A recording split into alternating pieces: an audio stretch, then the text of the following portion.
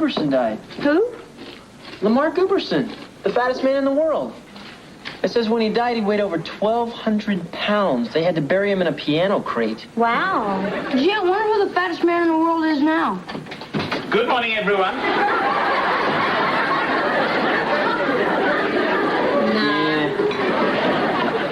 See you guys. I gotta get down to the station. Huh? But you don't have to do the news until tonight. I know. I just got a call from the Barbara Collins show. Somebody fell through, so they need another guest. Pronto. And they're sending you to pick him up? No, I'm it. I guess they want me to dazzle them with a few of my sports stories. Oh, that's great, honey. Barbara Collins has the #1 show in Pittsburgh. At least she did. Good luck, George. Yeah, knock 'em dead. Good luck, Dad. Thanks, guys. I just hope I do as good as the guy who canceled. Who was that, Dad? I don't know. I think it was that Michael Jackson guy. Looks at me and says, "What do you mean pull over? I thought you were driving." Oh, George, that is absolutely marvelous. Now, come on, George, give us the lowdown. Do you really think the Pirates are going to leave Pittsburgh? Oh, I hope not, Barbara, because if they do, it's really going to upset their fan.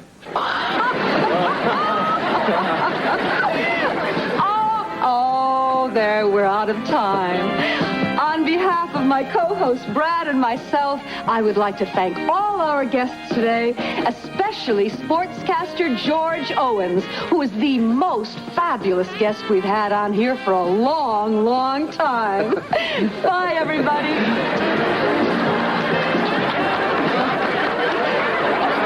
Well, thanks, George. That was terrific. I really appreciate your filling in on such short notice. Oh, it's my pleasure, Miss Collins. Please call me Barbara. Hey, George, you done real good. Brad, I believe the grown-ups were talking. Oh, sorry, Barb. Well, I'll just wait in your dressing room. Fine. Anyway, thanks again for having me. Maybe we can do it again sometime. Okay. How about tomorrow? Huh? I'll see you here at 8. Hey, where have you guys been? At the mall. I figured it was time to get Wes some new clothes. Oh, yeah, what'd you get? I'm wearing them. That stuff looks just as nerdy as the other junk you wear. Hey, well, I think he looks very handsome. I'll go put the rest of this stuff up in your room. Thanks, Mom. What are you laughing at? You look like Dennis the Menace. Huh? Wes, don't you see what Mom's doing? You're her youngest, her little baby. And she's still dressing you like one. What do you mean? It's not like I'm wearing a diaper or anything. Go ahead, Wes, yuck it up. But you're in junior high now, and pretty soon everybody's going to be laughing at you. Yeah, I guess you're right. So what should I do? Just leave everything to me. Ladies and gentlemen, may I have your attention, please? I am proud to present the new, improved, and incredibly hip Wesley T. Owens for 88.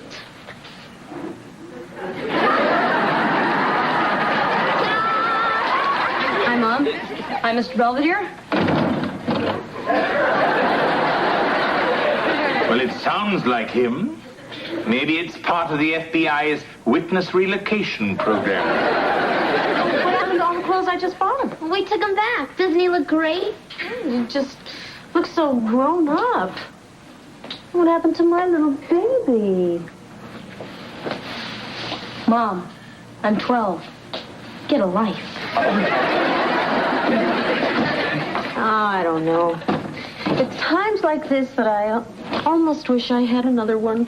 Mrs. Owens, please, for the sake of mankind, don't. Then you add some finely chopped cilantro to your diced tomatoes, peppers, and onions, which gives your souffle an exciting Mexican flair. Mexican food is good. Quiet, Brad.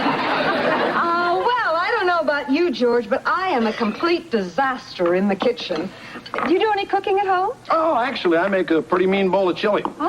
At least that's what the survivors tell me. Now, George, fun is fun, but you're falling down on the job. Oh, sorry, Estelle, the cooking lady. Now, how much milk does it say that we need to put? It says here 1/2 cup. 1/2 cup. And a pinch of salt. And a pinch of salt. Then you take 2 eggs, Then you take 2 eggs and you crack them over your head. and you crack them over your head.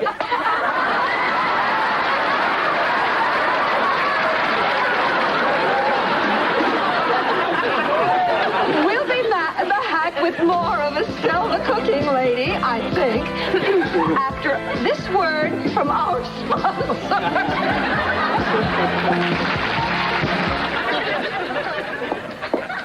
Oh, my Skip, look who's here. Oh, hey, guys. I was just going over some copy for tonight. Oh, you're still doing sports? I didn't think Mr. Talk Show had the time. Yeah, well, I think I'm finished doing the Barbara Collins show, especially after that egg business this morning. It's probably just as well. Believe me, the further away you stay from the spider lady, the better. Oh, yeah? I mean, I hate to spread stuff like this around, but Barbara's sort of a man-eater. What do you mean? Oh, I mean, first she has a guy on as a guest, and then she makes him her co-host. Then she chews him up and spits him out. Patooey. Oh, come on. You guys are nuts. George, 6 months ago, Brad was a guest on Barbara's show, too. So? So he came on to give a pool cleaning demonstration. Well, see you guys. Hey, where are you going, Brad? Oh, I just got canned. Well, Barbara said she was only holding me back, so I'm going out to California to try out for the Tonight Show. Here comes Johnny. That's great, Brad. Yeah, best of luck. Hey, Brad. If you're not going to be co-host anymore, who is? Oh, George.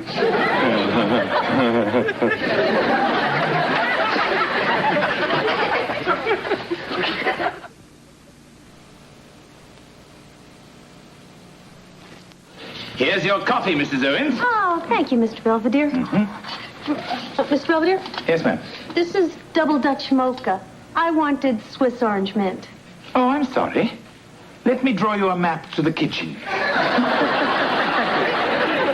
See you guys, Wes and I are going to the movies. Come on, Wes, we're going to be late. I'm coming.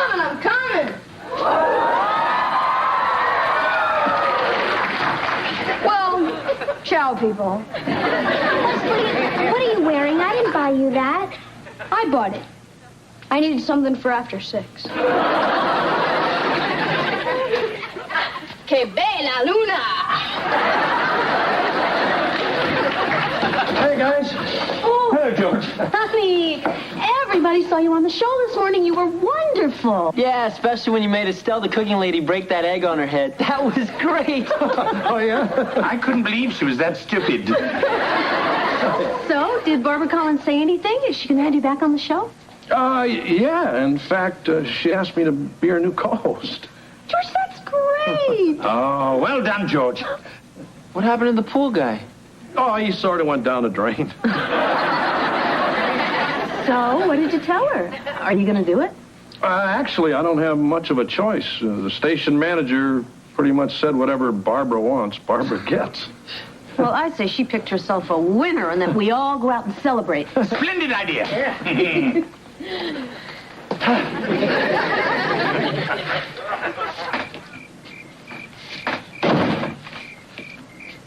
Oh, George, I didn't know you were out here. Hey, Belvedere. If you're looking for that salami you hid in the drain pipe, Wes and I already got it.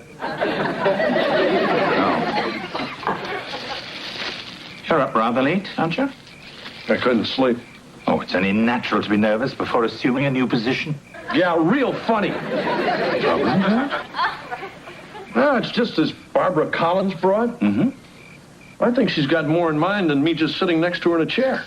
Oh. Oh. Yeah, right. Well, are you certain about this? I mean, she didn't actually proposition you, did she?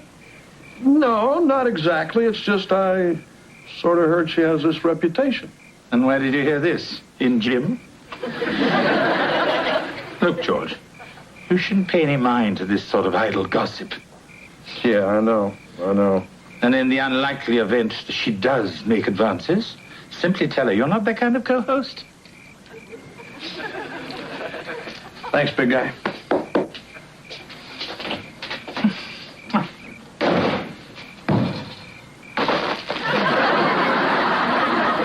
Well, at least they didn't find the backup. Hey, guys. Honey, what happened to your pants? Looks like someone's finally off his fashion kick. Are you kidding? These are Chateau Latouche jeans. They were pre-shredded in Paris. Wesley, don't you think you're getting a little carried away with all this sartorial splendor? No. And that reminds me, I've been meaning to have a word with you about this sweater thing. Gentleman's quarterly? Yeah, if I were you, I'd check out the Spring Portly preview. All right, folks, we're out of time. Let's hear it for our very special guest, the fabulous Bernard and his amazing beard of bees. Listen, Bernie, I'm really sorry about pulling out that bit of honey. I didn't think it'd get the little buggers so worked up.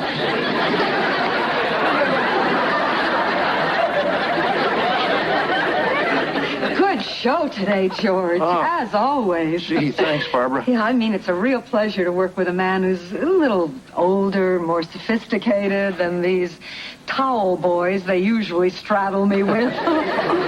You mean saddle you with? Whatever. Anyway, I have been mulling over some great new ideas for the show, and I thought we might get together and discuss them. Oh, sure. Huh? No, I don't mean here. No, I thought we could go to my dressing room, you know, where we won't feel so inhibited.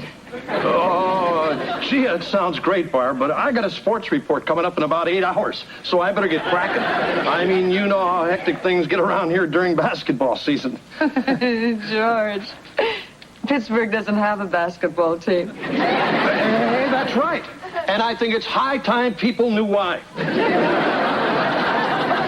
Okay, Tam, which story do you like best? Boy raised by dogs wins best of show, or productivity up at clothing optional steel mill? Gee, I don't know, Skip. They both sound pretty tasteless. Yeah, I know. God, I love sweeps. Hi, guys. Hi, George. So, how's it going with Cruella DeVille? I just got to get out of that co-host thing before she drives me nuts. Stick to sports where I belong. Uh-oh. Oh, George, no, as of today, I'm doing sports. Huh? Why? Well, apparently Barbara convinced the station manager that your sports job was interfering with your co-host responsibilities. Okay. That's it. I'm going to give that broad a piece of my mind. I don't think she'll settle for that.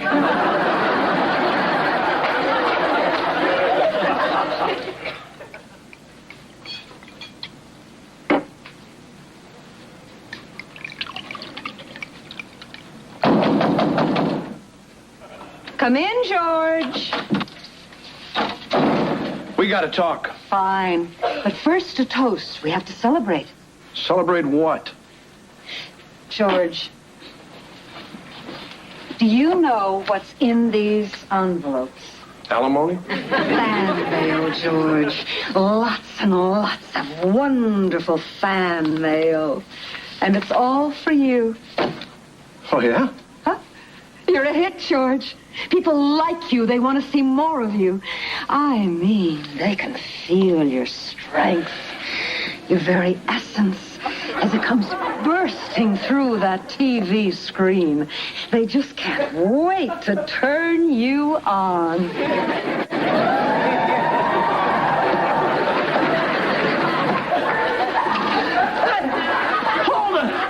Hold it! Problem, George? Look, this isn't why I came in here. Oh? Well, why did you come in here? I don't remember. Look, George, I think I know what's troubling you, and I understand perfectly. You do? Mm-hmm. Being naughty in the dressing room, it's just so tacky. So why don't we make it tomorrow night for dinner? No. Say around 8, my place. Forget it. Which do you prefer, white wine or red? I'm not coming.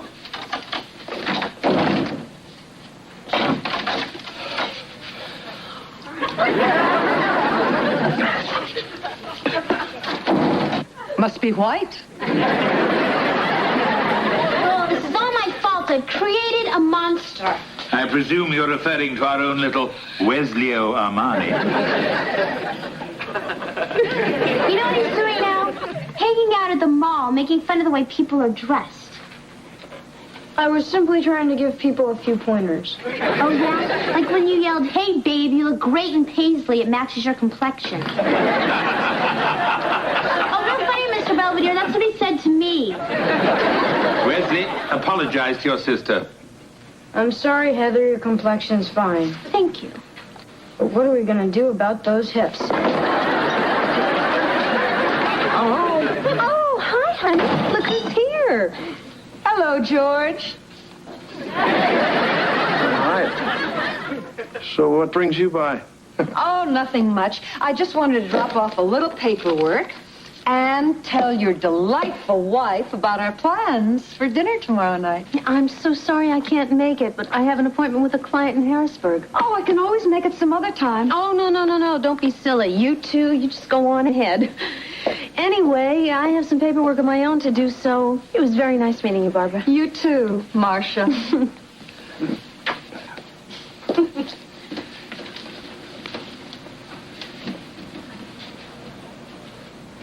Your wife is very attractive, George. Thanks. Maybe we can find a place for her on the show. How does Marcia the legal lady sound? What are you doing here? Oh, come on. Don't be such a grumpy puss.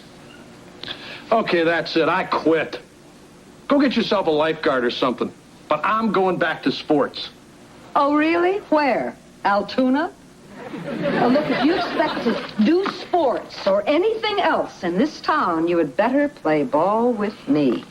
Do I make myself clear? More coffee, Miss Collins? Oh, no, thank you. I was just leaving. Oh. Oh, George, see what you can do with this guest list, We've had another cancellation. Good night.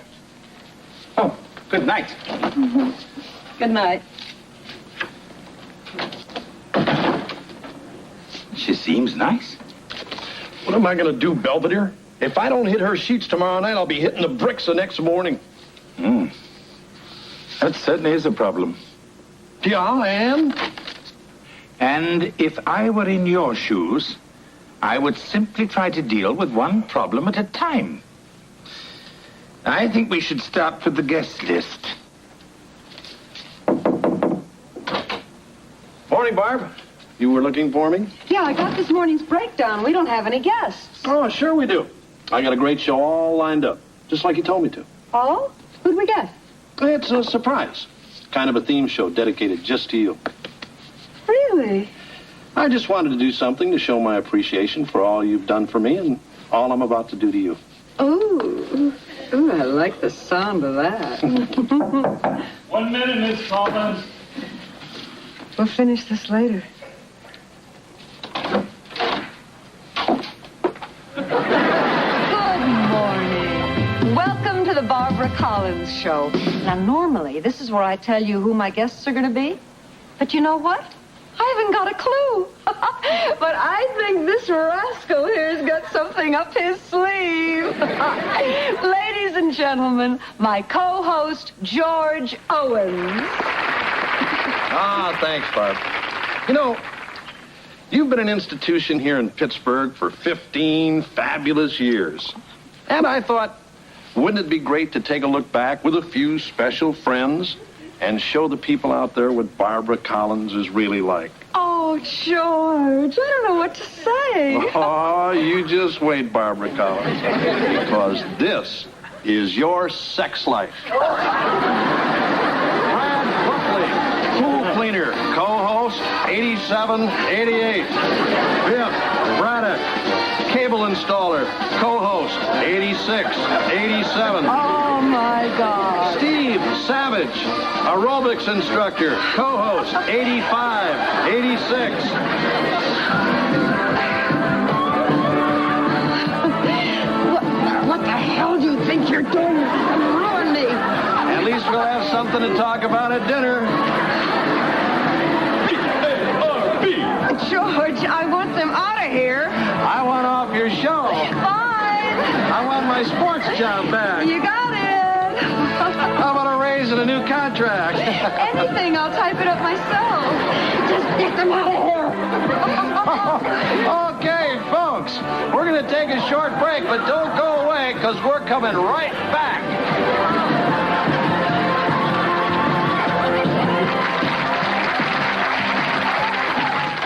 Come on.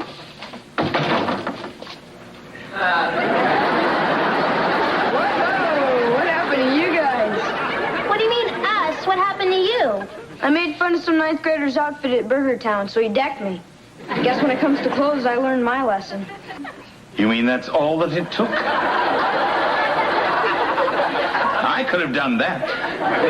So why are we dressed like this? I don't know, but you guys look pretty stupid. See you later. I don't care how we look. I say we go out for pizza.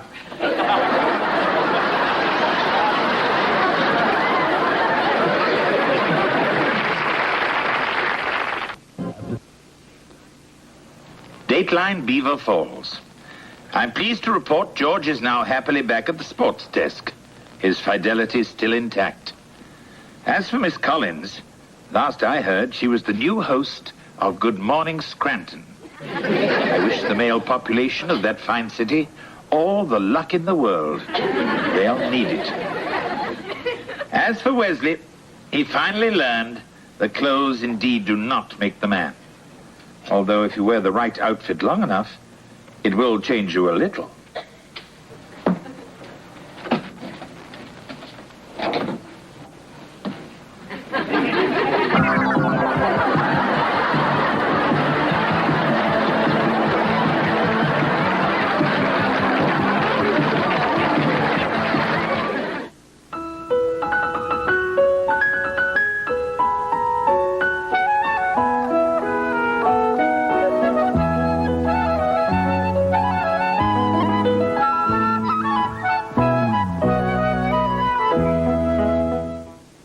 I'm Ted Koppel. Later on Nightline, when you have them, you take them for granted. When you don't, they become the most critical thing in your life. Our focus tonight, human rights. Tomorrow on ABC's College Basketball, the UNLV Runnin' Rebels take on the Arizona Wildcats live at 1.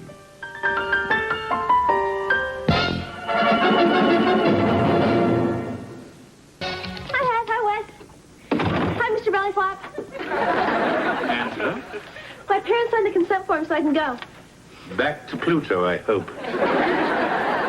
Angela and I want to help the homeless of Pittsburgh, so we're going to volunteer to shelter downtown. Oh? Yeah, we're going to cook them breakfast. I thought you wanted to help the homeless, not kill them. I think what you're doing is very laudable. Well, we both have been very fortunate. Hi, Mr. Belvedere. Hello, Kevin. What you got in there? Medical supplies. My roommate Casey's got a bad cold and fever, so I thought I'd try and nurse her back to health. Aspirin, thermometer, chest rub. Yeah, I figure I might get lucky. Kevin, don't they sell these items at drugstores? Well, yeah, but as long as I'm stealing your food, I might as well take this stuff, too. See ya. My life as I know it is over. Run out of press-on nails? I was trying to move my bicycle out of the garage, but Mom's Porsche was blocking it. So I backed the car up just a little and put this teeny tiny scratch on the door. Mom is going to kill me. Well, if it's such a small scratch, perhaps your mother won't notice. I suppose I could be wrong.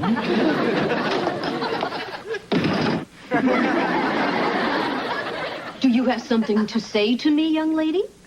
Somebody's been to the beauty shop? Mom, I am really sorry about the scratch, and I will never, ever go near your Porsche again. I triple promise. Heather, I loved that car when I was a lawyer.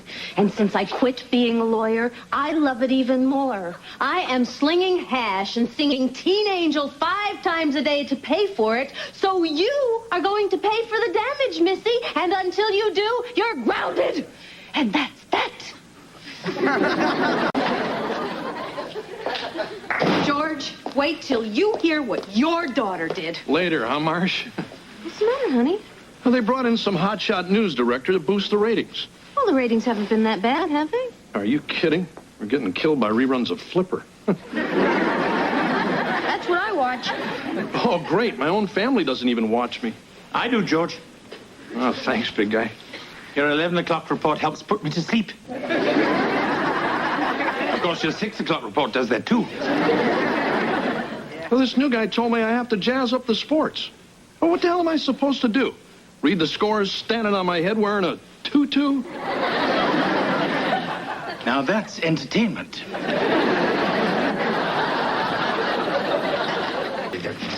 How you doing, Tammy? I haven't seen Skip yet. I'm a little worried. Oh, don't worry.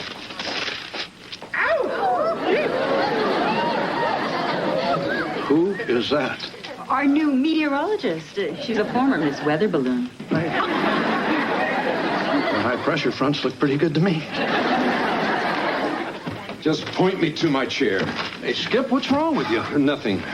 Just a stomach flu, 104 fever. Am I sitting yet? 30 seconds. You look like you should be in bed. Are you serious? With millions of loyal Pittsburghians awaiting me in their living rooms?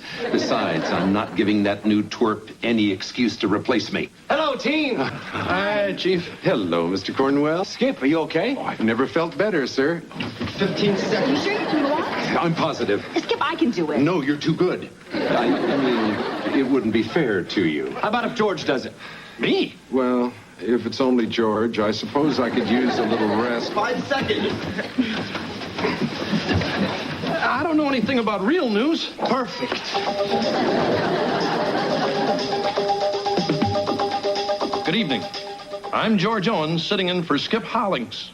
It worked for Uncle Milty. Hi, everybody. Hi, honey. Hello, George. Well, how was I? How were you what, honey? You should have seen Flipper tonight, Dad. It was the one where Flipper finds his long-lost brother in a can of tuna. Oh, we saw you.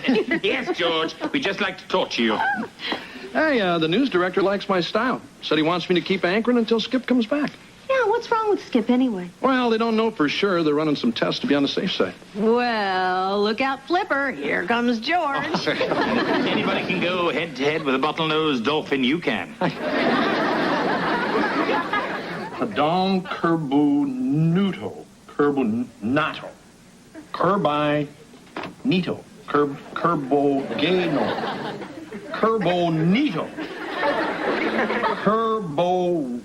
Are you having a stroke, George? No, I'm reading the newspaper. Oh, how are Nancy and Sluggo? Go ahead and make fun, but as long as I'm the anchor, I'm learning everything I can about the news. It's very commendable, George. Yeah, but they picked today to start a rebellion in Indonesia. How the hell do you pronounce this general's name? That gentleman's name is simply Curbinato, like potato. You mean Curbinato like potato?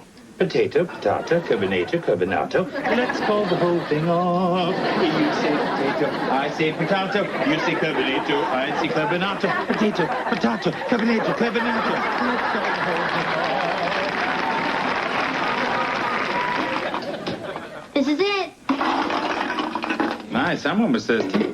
I'm recycling. Pretty soon I'll be able to pay Mom the whole $250 for that stupid scratch. How much are they worth? Well, let's see. 42 cans per bag divided by 25 cans per pound. Congratulations. You just made $1.68. 68? Only 892 pounds to go. Come, Heather. You can do it. Remember, it's hard work that made America great. We have a high-pressure system coming in from the east. Wait just a minute. You're not the new weatherman. I'm the new weatherman. No, you're not. I am. No, you're not. I am. I'm the new weatherman. No, you're not. I am. No, you're not. I am. 30 seconds. Boys and girls, I've got great news about Skip. You gonna be okay? No, he's going in for surgery. Oh, no. What's wrong with him? They found a polyp in his colon, just like President Reagan. They're going to operate any minute now. Poor Skip. Maybe one of us should go down there. I am way ahead of you. I already sent a camera crew. We're going live. To the guy's operation? You bet. Well, does Skip know we're doing this? No, but he's a pro. He'll love it. Sell it, George. I see big, big numbers. Good evening, I'm George Owens, sitting in for Skip Hollings, who won't be sitting anywhere for a while. Minutes ago, doctors informed our Metro News Action Desk that Skip has a growth in his colon. Let's go now to McBean Memorial Hospital, where our Metro News medical reporter, Dr. Dave Apicella, is live on the scene with Skip. Hi, Skip. Skip, can you hear me? Go away. Well, don't worry, pal. We're all behind you. Dr. Dave, what exactly is a polyp, and what is the procedure to remove it?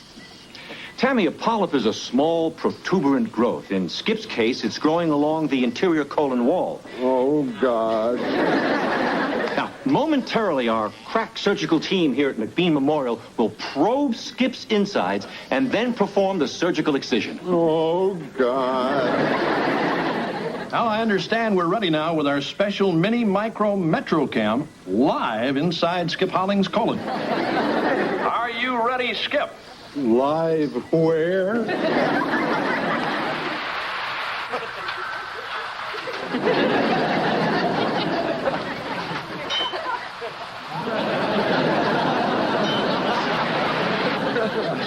Sorry about that little mix-up. That was from our West Virginia miners' strike story coming up later in the show. Anyway, Skip, thanks for that inside scoop.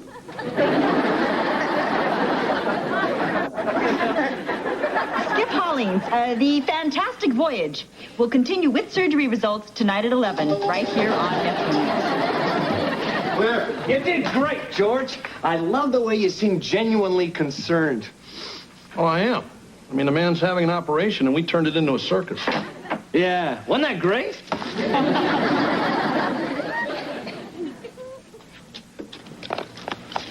$2.20.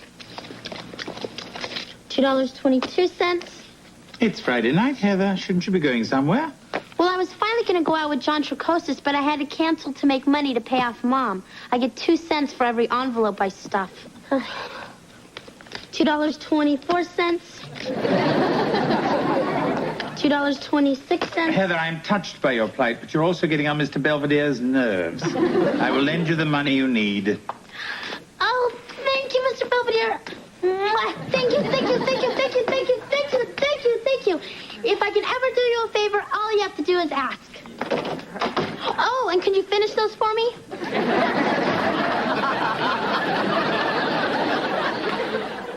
Can you believe this? Carbonato's just been replaced by Sun Gay Guy Ong. Son Guy Gay Gong. Hello, everybody. Skip! Hey, buddy. Hi, you weren't supposed to be here till tomorrow. Well, the doctors say I'm fine. I just have to go back every 6 months for a checkup. Well, it's great to have you back, pal. I know. I've been watching you. Skip, how's the plumbing? Oh, wonderful. Now that the camera's gone. Super. This is a surprise. Could we chat a moment?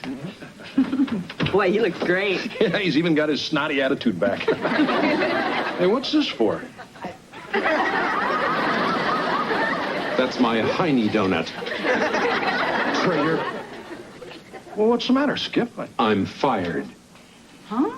Congratulations, Owens. You're the new anchor man.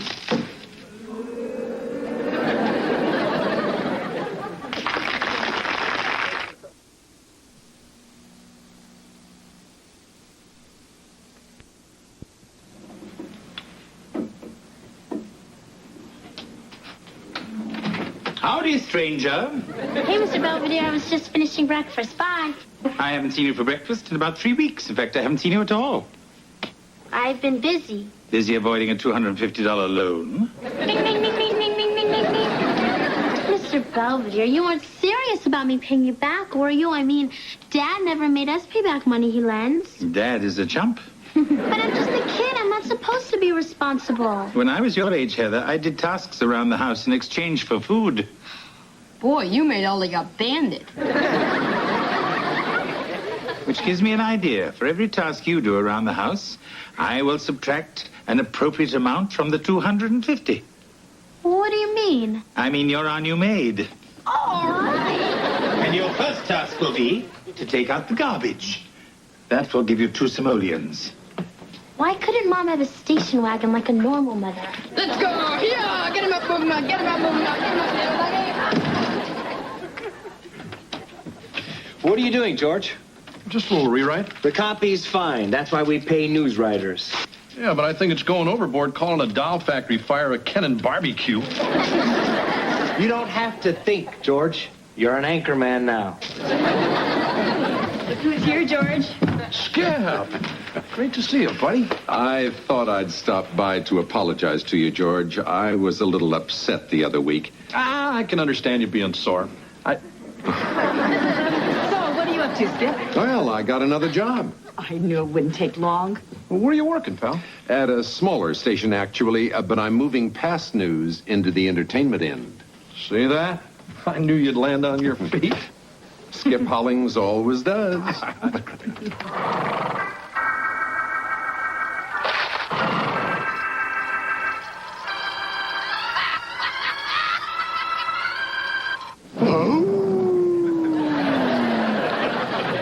Well, Tony the dead body, what do you think of tonight's feature? It stinks. I could not agree with you more. Hey, Westman, what are you doing up so late? Watching Shock Fear Theater. Huh? It's on some crummy cable channel. This Count Chocula guy is really pathetic.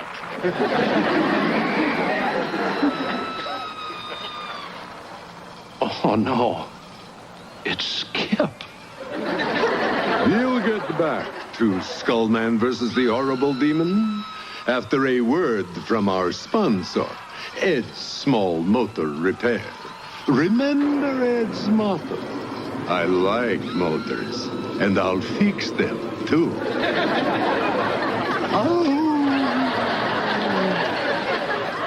Is this gonna happen to you when you get fired?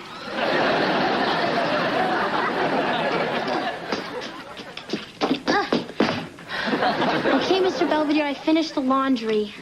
Look who's here, Gulag Gertie. How much? Shall we say $6? For 7 loads, and I ironed and folded everything, even your boxers. You're whining. $5.50. Mr. Belvedere, that's slave labor. Mm-hmm. Look, I washed the windows, I polished Dad's golf clothes, I even vacuumed all the donut crumbs out of your pant cups. And you still have $94 to go. Carry on. Yes, master.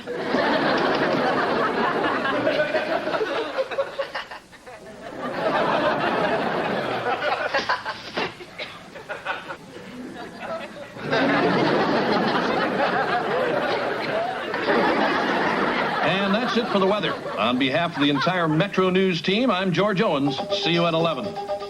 Clear? Mr. Cornwell? Yeah. Could we talk to you about Skip? What about Skip? Well, he was our anchor man for 15 years, and now he's at some cheesy cable show playing Count Chocula. So? So maybe you could give him another chance. Hey, I got enough problems, pal. I saw the demographics on you, and you're losing women under 35. Gee, maybe I could have a gallbladder operation. I'll sleep on it.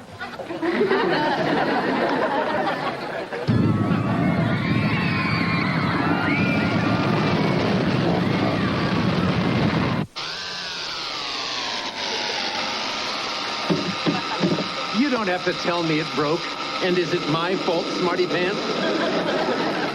Where's Ed's Small Motor Repair now?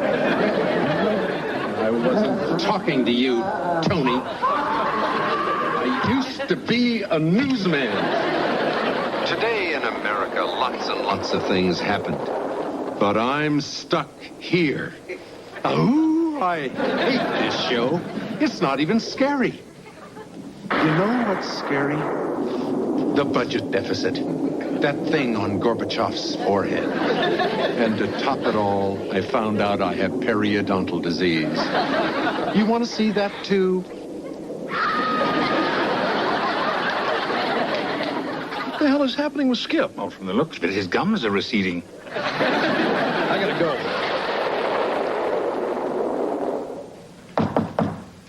Skip? Skip?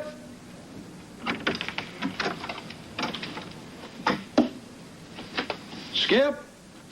Out here, George.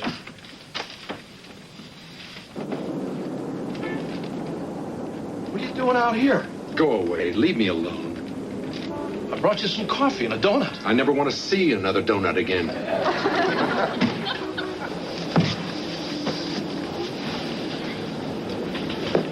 What you got there? An award for the first investigative report I did on TV back in '61. I never knew you won any awards. Berkeley in 65, students protested, and I was there. Detroit in 67, riots in the streets, and I was there. I even got a color TV out of it. I was a damn good reporter. And when I became an anchorman, it was a dream come true. Some dream. Hey, you're still the same guy who won those awards in there, Skip.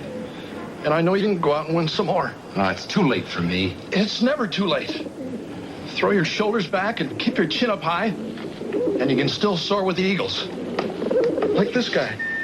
Now you know how I feel. Hey, forget the makeup and the damn cape. Guys like Cornwell, that's over. You were proud of yourself before, and you can be proud of yourself again. You really think so, George? Yeah. Yeah, the polyp. You're an actor. You got your hair dyed.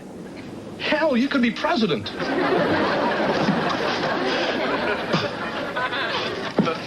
Thanks, George. You're welcome. Now get me the hell off of here. Sure.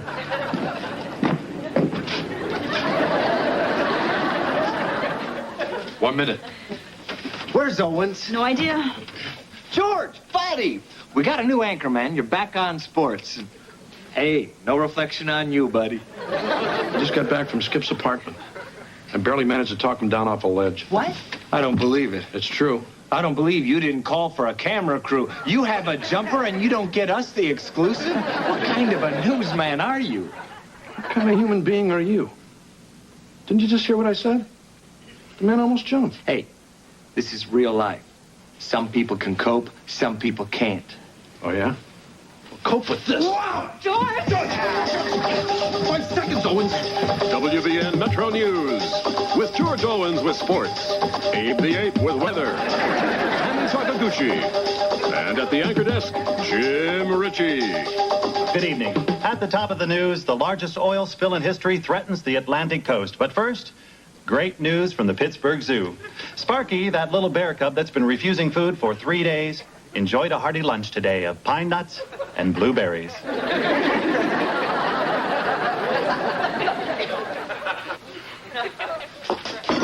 Orange juice? $3. That makes $246.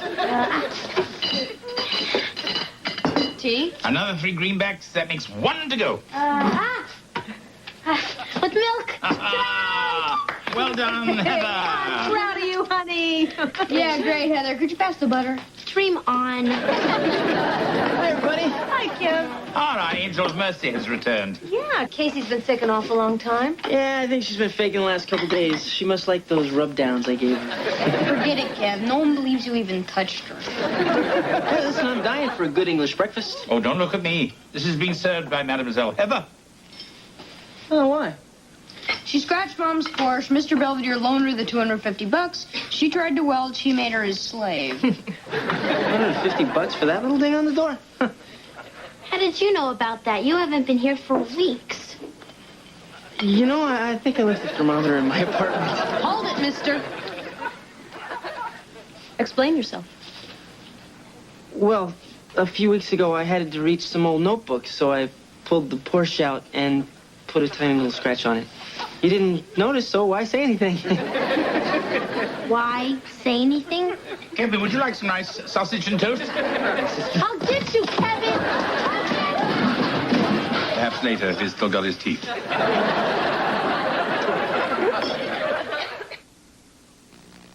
Mr. Belvedere will be right back. As reparation for his crimes, Kevin has agreed to lend Heather his car for a month. Heather has promised that if she puts a scratch on it, it won't be one that takes 2 weeks to notice. George seems to be quite content, away from the anchor desk and back in his natural milieu of ice hockey fights and men named Bubba. Skip, in the meantime, has sought psychological help and also accepted a reporting job in Cleveland. His absence, however, leaves Pittsburgh without the Count Chocula. Hey, what's going on in there? Come in here and find out.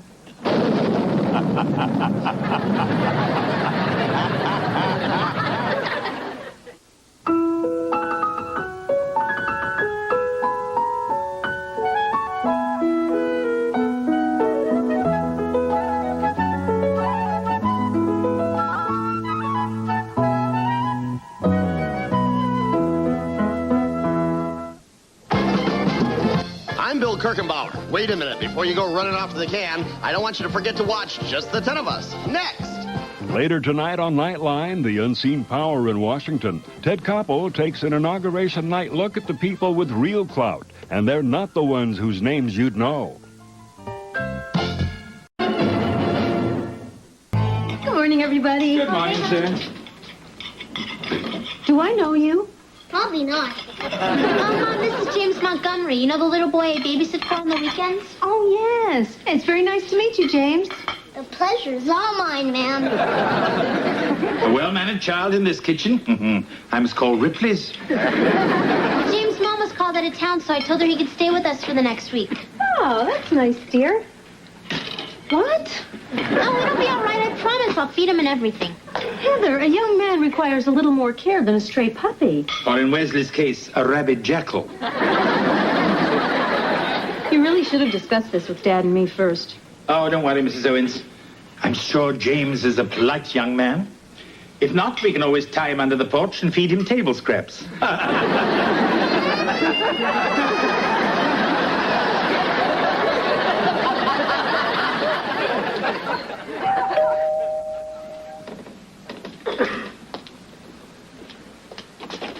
Hi, I'm Bert Hammond. This is my associate Carl Putnam. We represent the happy guys of Pittsburgh. Helping others happily. That's our motto. Well, you can help yourself right out of here.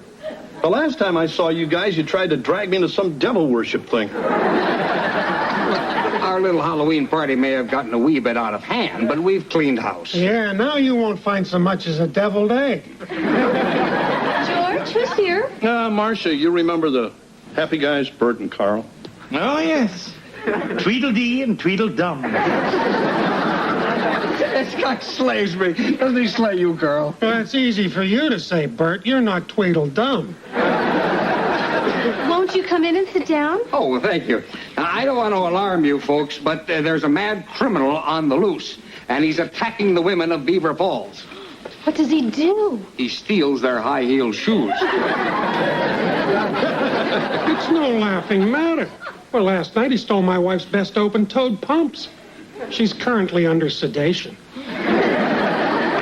Have you called the police? Unfortunately, this is what they consider a low-priority item. Oh, that's terrible. It's scandalous. It's scandalous. That's why we're here. You've got to help us. Hey, I'm a sportscaster. I don't know anything about catching criminals. Unless they've stolen home.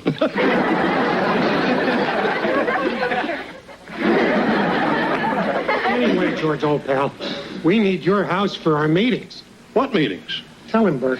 We formed our own neighborhood protection group, the Guardian Happy Guys. We're going to make the streets safe for decent human beings. I think I better warn Wesley.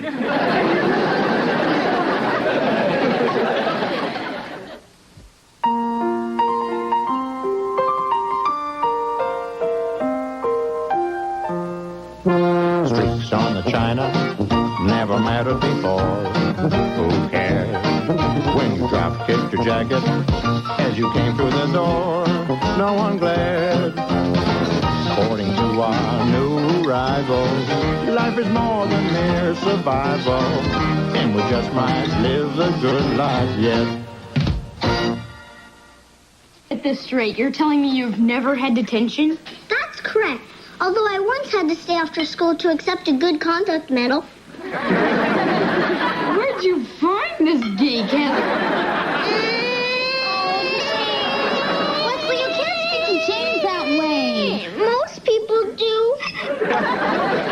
Wesley, James will be staying with us for 1 week. Surely you can impersonate a human being for that long? What's that supposed to mean? It means quit acting like a jerk. Actually, Miss Heather, a jerk is a dull or stupid person. Wesley seems to be neither of those. I'm afraid you've misspoken. You know, kid, you may not be a total zero after all. Well, you can certainly learn something from him. Maybe he can learn something from me.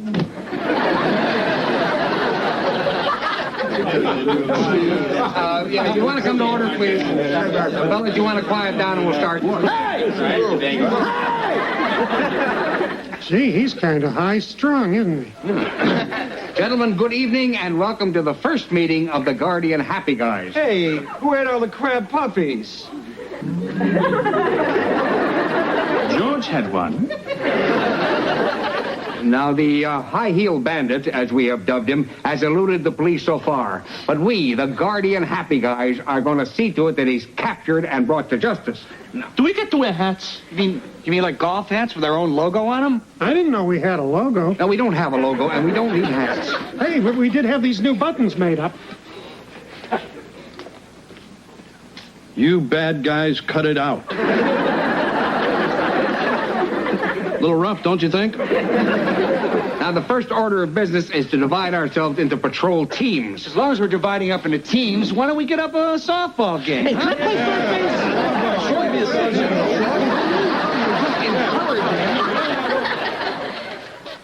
Hi, Mom. Oh, hi, honey. Come over here, give your old mom a big hug. Where's everybody? Your sister and brother are upstairs watching TV. Daddy and Mr. Belvedere are in the living room forming a vigilante group. And I have been exiled to the kitchen, so I'm doing my nails. Dad and Mr. Belvedere are doing what? Oh, they're having a meeting with that group of happy guys to track down the high-heel bandit. You're kidding. Take a look. Why are they marching around 2 by 2? I think they're doing the Virginia Reel. Mom, Mr. Belvedere's dipping Dad.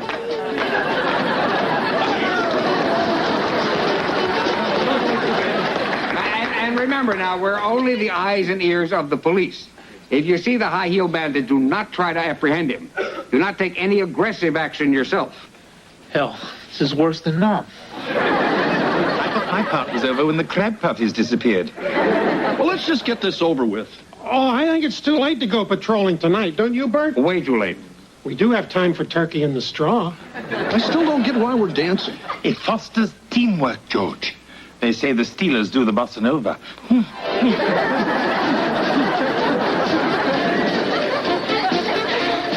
Now pay attention, kid. Maybe a little of the Owens magic will rub off on you. What's this? Hot water bottle? If you're not even going to try, we'll stop this lesson right now. Sorry, I promise I'll try to think meaner. Good. Now what you have here is your basic whoopee cushion. You place it on the principal's chair right before assembly. Then when he sits down after the Pledge of Allegiance... That's not very nice. Exactly. Now check this out. Even I know that. That's a rubber snake. Wrong. It's the real McCoy. But serpents are not indigenous to the Beaver Falls area. They are now. Quick, put him under that magazine on the chair. But that's Heather's magazine. Won't she be startled? At least. Hey, Wes, have you seen my 17 magazine? I believe it's over there. Thanks, James.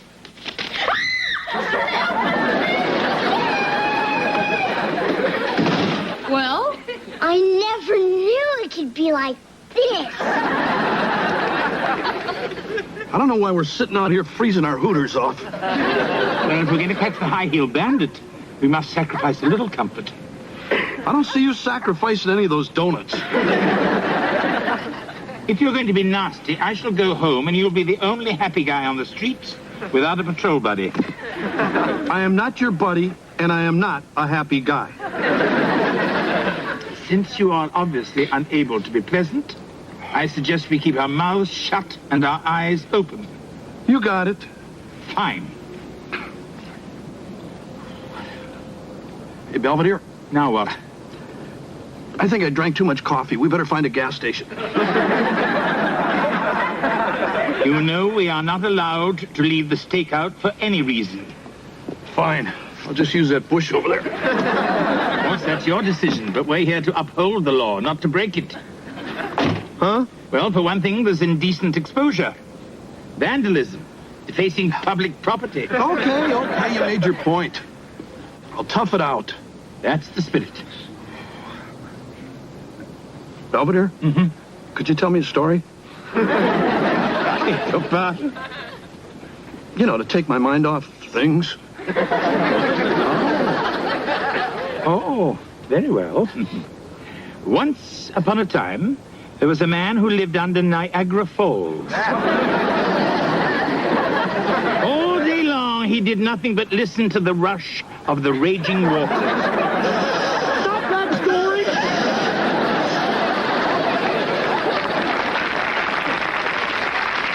Stay tuned for Shock Fear Theater. Tonight's presentation, The Killer Bra Strap in 3D.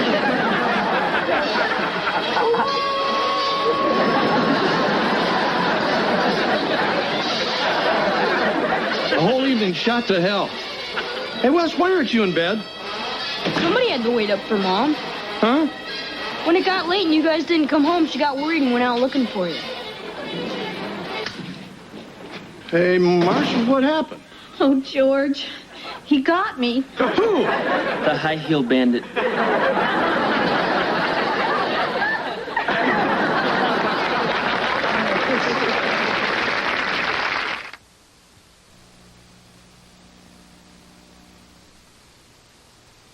All of a sudden, I feel something in my back, and a voice in my ear says, "Give me those pumps or I'll pump you full of lead."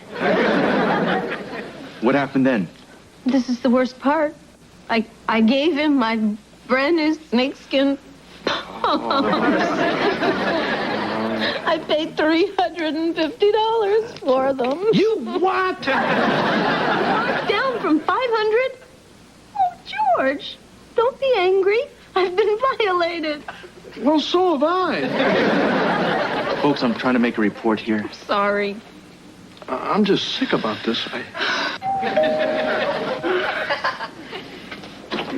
Hi, I'm Bert Hammond. This is my associate, Carl Putnam. We represent... Just get in here. Came right over as soon as we heard about the missus. Yeah, we picked up the police call on the scanner in my car. Oh, by the way, your car's being towed. You know, you guys are supposed to be in charge of getting this dirt bag off the street. Now, I want to know what you're going to do about this. Ooh, he's got spunk, Bert. Yeah, real spunk. Have you ever considered becoming a junior happy guy? Look, I'll do whatever I can to catch this jerk. Yeah, we do need to take stronger measures. I'd say this calls for another meeting. Maybe we should have it here. Tomorrow night, 8 o'clock. I'll be here. I'll bring the accordion.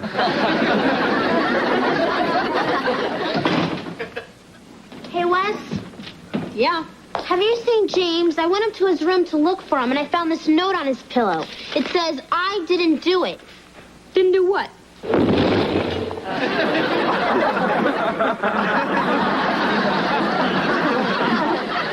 Wesley, I hope you have a way of putting this chicken back together.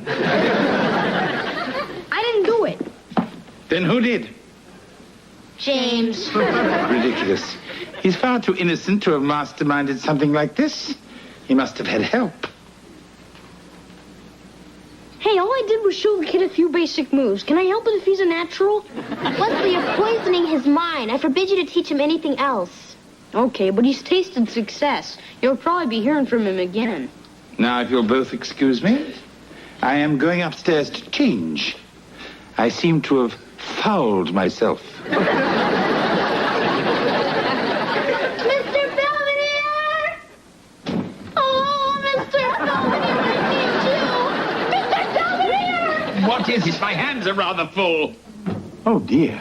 You have to help me find James. First, we must find Lady Clairol. That pint-sized Al Capone put blue dye in my shampoo. No doubt after you put pop rocks in my souffle. This is all Wesley's fault. I'm gonna pound him right after I smack James bald-headed. Good Lord, Wesley, what have you done? Nothing yet. Then what's that? What's left on my new 10-speed? I told James he could write it. Apparently he rode it through hell. Leslie, you created this monster. You have to stop him. Hey, Westman! Looks like something happened to your bike. This isn't funny. Loosen up, dude. Where's your sense of humor? Gone up in smoke. Hey, Tubbs, your beach ball's lopsided. They call me Mr. Tubbs. James, I want you to quit acting like this. What happened to that sweet little kid I used to babysit? That geek? He's history. By the way, I love what you've done with your hair.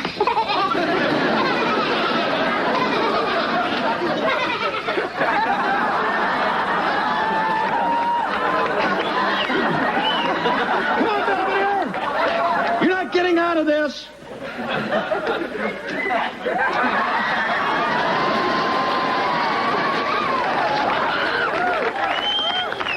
I couldn't find a bag to match my shoes.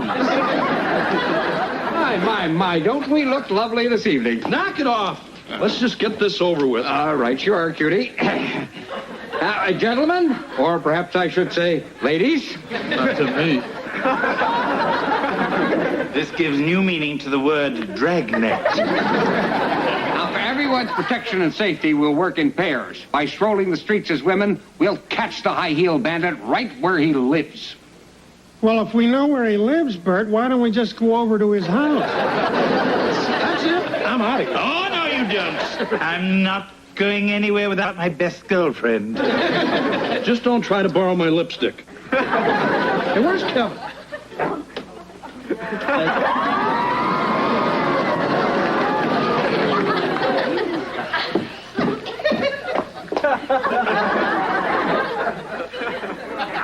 Kevin? Yeah. My God, you look stunning. I know, I can't help it. Gee, kid, couldn't you have gone a little easier on the eyeshadow? Not according to Cosmo. Well, you better be careful. You could get picked up. Hey, Dad, that's not funny. You are wearing your own underwear, aren't you? Of course I am. That explains the visible panty line. Let's go. Now remember, if you sit down, keep your knees together.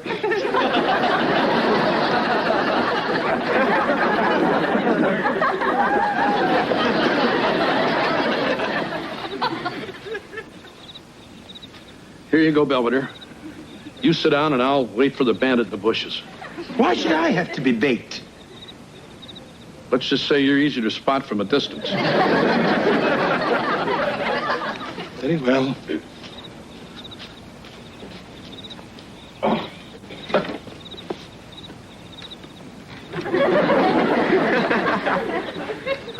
George, what should I do if the bandit tries to accost me? Play hard to get. You don't. Somebody's coming. Look. Good evening, my dear. Look, honey, your kind belongs over by the fish pond. I'm working this end of the park. Beat it.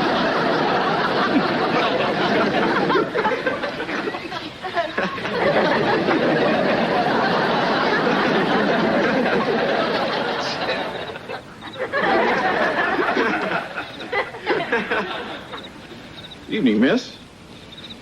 Good evening, officer. A little late for a lady to be out by herself at night. Oh, I'm not afraid. You should be. Yeah, there's some nut running around stealing women's shoes right off their feet. Oh, silly. Nobody would want my shoes. I guess you're right. Still, you ought to think about going home. Thank you, officer. I will.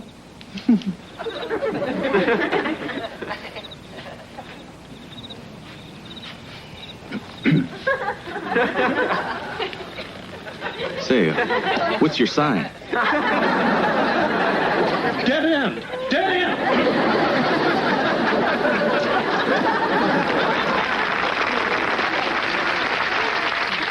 Well, that was a big bust. How do women keep from freezing to death in these things? Well, at least you weren't hit on.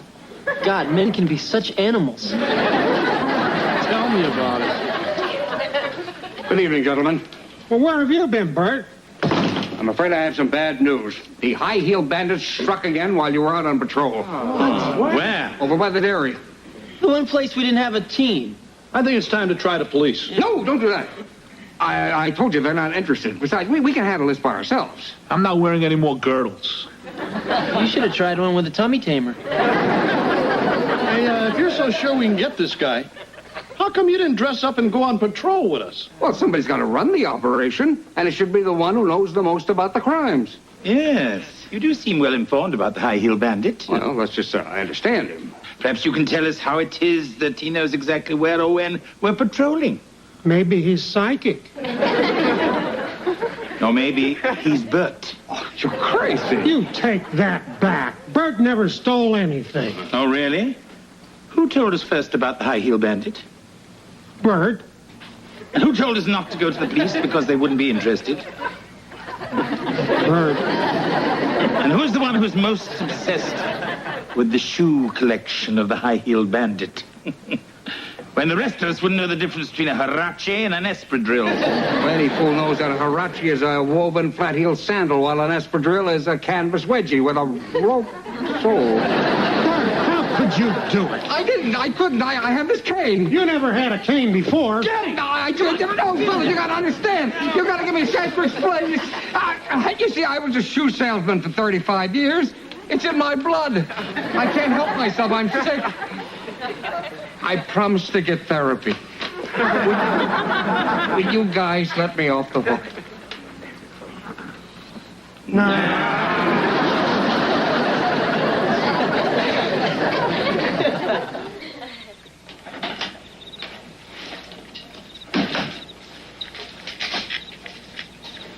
What are you doing, James?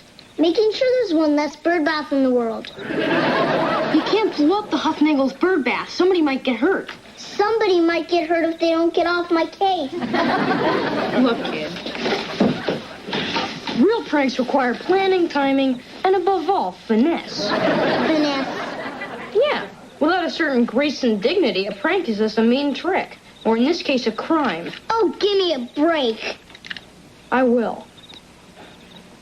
I'll promise to keep this a secret. But you have to promise to stop acting like me. It's too late, Wes. I've seen the other side of the mountain.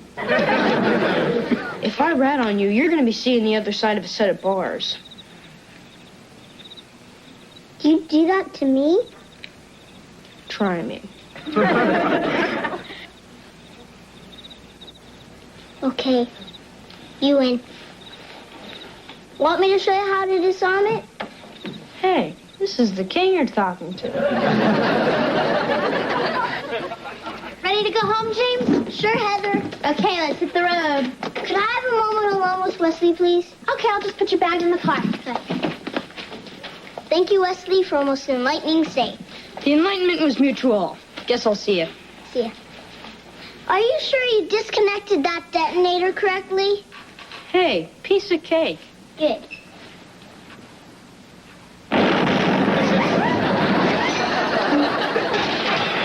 Wesley! There's a bird bath in my crumb cake! The Beaver Falls crime sprees, both civil and domestic, have finally come to an end. With only Wesley's demented tricks to fear, it's almost like being on holiday. Bert, the high-heel bandit, was let off with a fine and a stern warning to steer clear of ladies' footwear and the feet on which it gathers. My part in his capture has left me with my dignity only slightly askew. Others were not quite so fortunate. Come in. Mr. Belvedere, can I borrow a pair of gloves until the crazy glue wears off?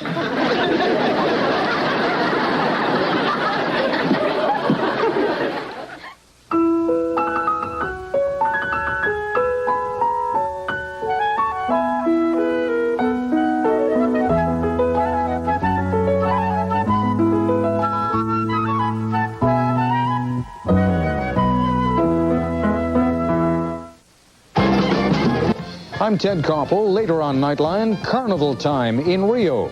But with inflation at 1,000%, there's not much to celebrate. That's our story tonight. Sunday at 7, limber up sports fans for a Frisbee hoop toss in the smallest indoor ski in the world. Now, stay tuned for Just 5. Can't help it. When somebody talks out loud in the movies, I go nuts. Yeah, well, that's still no reason to plaster your nachos all over that lady's head. It was dark. I didn't know she was a nun. Hey. Don't I get a good night kiss?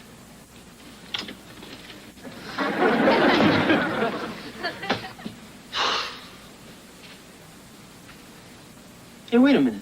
I live here. Hey, Case, I don't get it. I mean, we do have a relationship. We do? Well, yeah, I think we do. Why? Just because I've seen you in your Mr. Happy Face boxer shorts? Come on, Kevin, you're letting your imagination run away with you. Oh, did I imagine that moment in the movies when I passed you the popcorn? A little baby colonel fell on my knee. You picked it up and ate it. Now, Freud would call that a sexual overture. That's just silly. I'm going to bed. Oh, yeah, well, what about when you tried to grab my milk duds? Good night. Snack tease.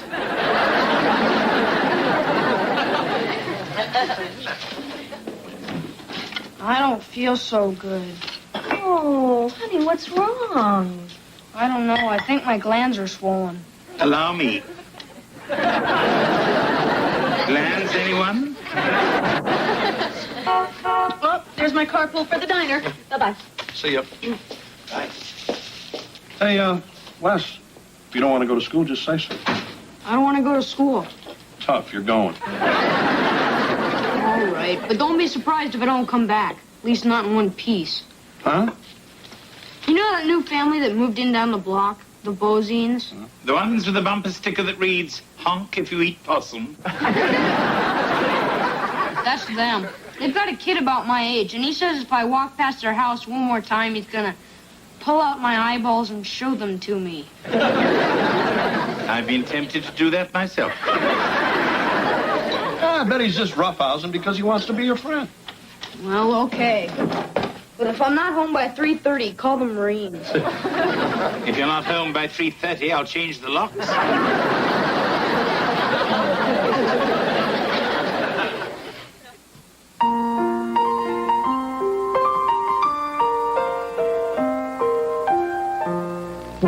Streaks on the china, never mattered before. Who cares when you drop kicked your jacket as you came through the door? No one glared. According to our new rivals, life is more than mere survival, and we just might live the good life yet. Kevin, I'm done with the shower. Well, I hope you left me a little cold water. Look, I've been thinking about what you said last night, and you're right. We do have a relationship. Or we should. We should? Uh-huh. I mean, I did move in here because we both needed a roommate. Right. But we've been living together for 3 months now. 4. Well, I guess the point is that, well, it was bound to happen sooner or later, so why not now? Why not? What now? This.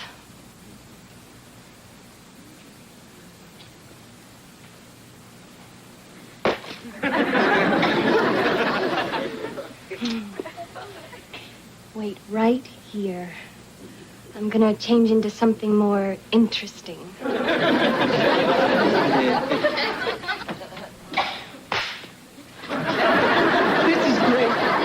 So great. Casey can call in sick. Carl can take notes for me in class. We can hole up here for a week and just live on love.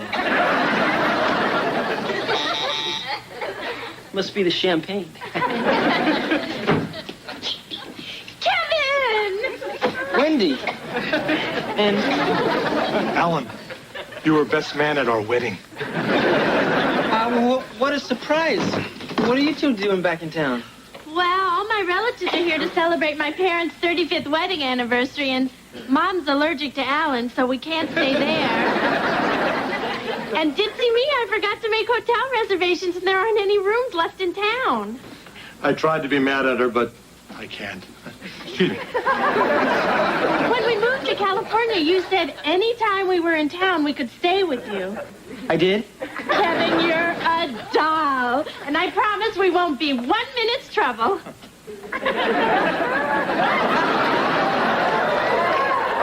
Okay, big boy, your wish is about to come true.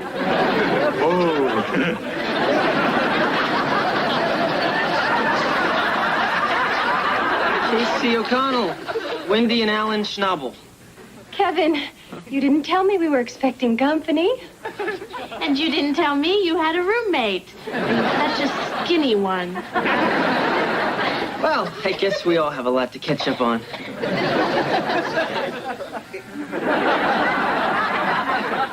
What happened to the sexy satin thing? It's in the bedroom with your friends. Oh, come on, Case. You're not still upset, are you? Who, me? Look, I had to let them stay. I mean, Wendy's an old friend of mine from school, and Alan's her husband. He's a bug specialist. Great. Why didn't they stay at a roach motel? All right, Casey, what's the matter? I mean, you said you wanted to sleep with me. I wanted to when I didn't have to. Now that I have to, I don't want to. Good night. Hey, don't let a silly thing like this come between us. Come on. I bet they're asleep by now. Oh, don't mind me. I'm just getting a little snack to tide Alan and me over till breakfast.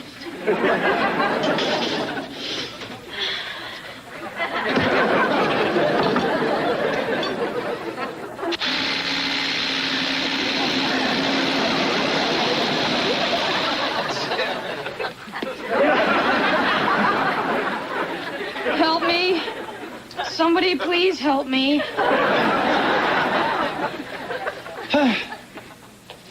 Good Lord. Wesley, what happened? This is all your fault. Mine? Yeah.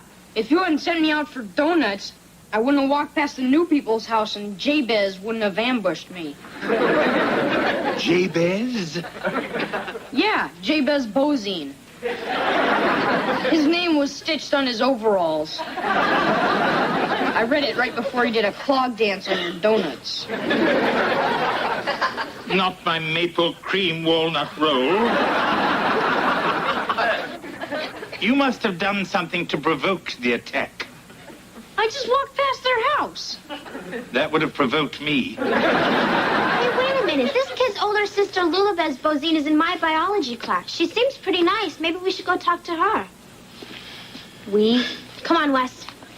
Hey, wait a minute. Aren't you at least going to untie my arms? Perhaps for Christmas.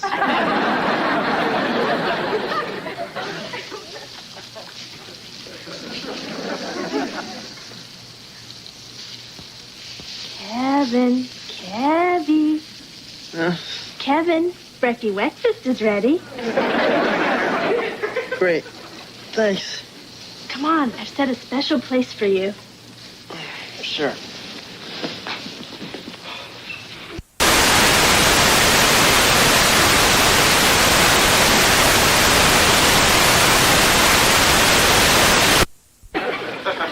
I've got to go to work. Oh, come on, Kevin. You sit right down here, and I'll take care of you.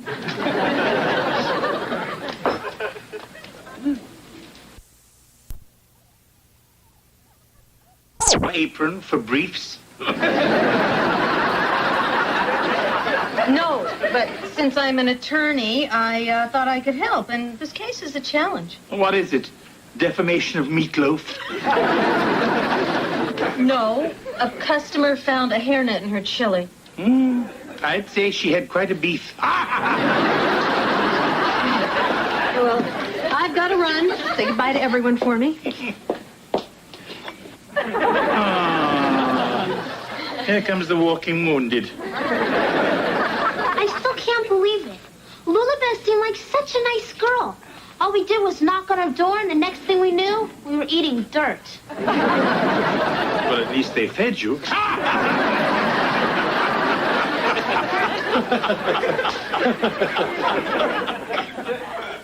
What happened to you two?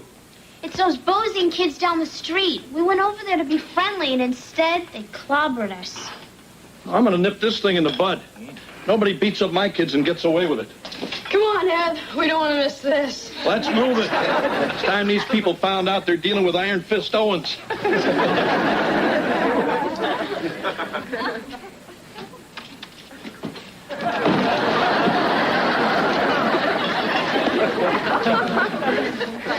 Iron Fist a little rusty?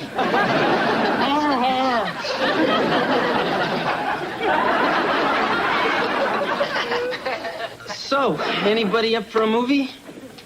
Oh, I hear love stories playing at the campus theater.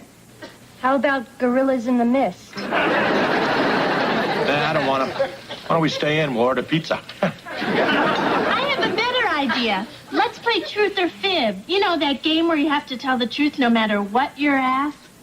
Sure, why not? Okay, Casey and Alan are on one team, and Kevin and I are on the other. Okay, Casey, would you rather jump from the Golden Gate Bridge or be stuck in a pit with a couple of wild boars? I'll take the bridge.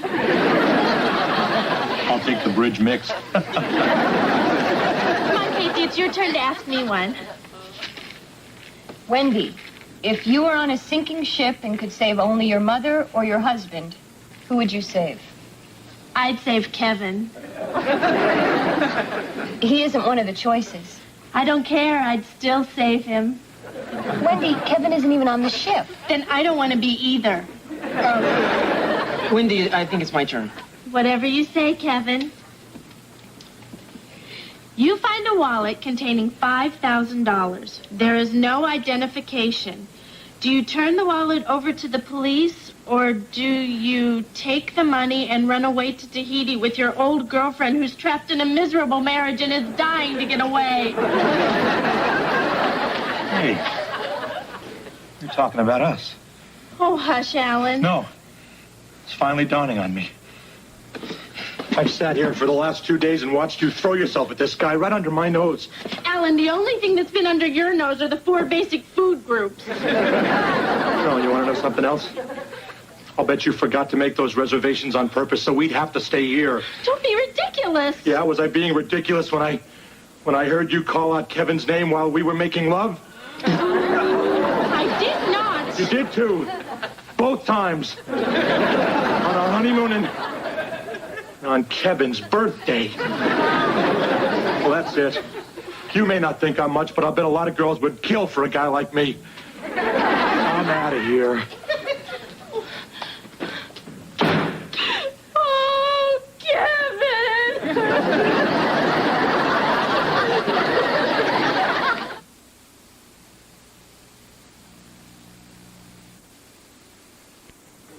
Wendy, I'm sure Kevin will be back with Alan any minute. I can't believe he left like that. I can.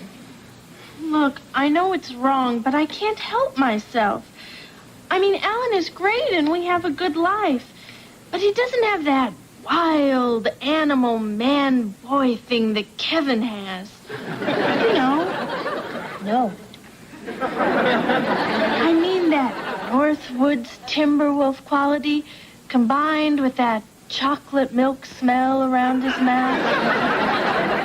Is that what that is? Kevin, any luck? None.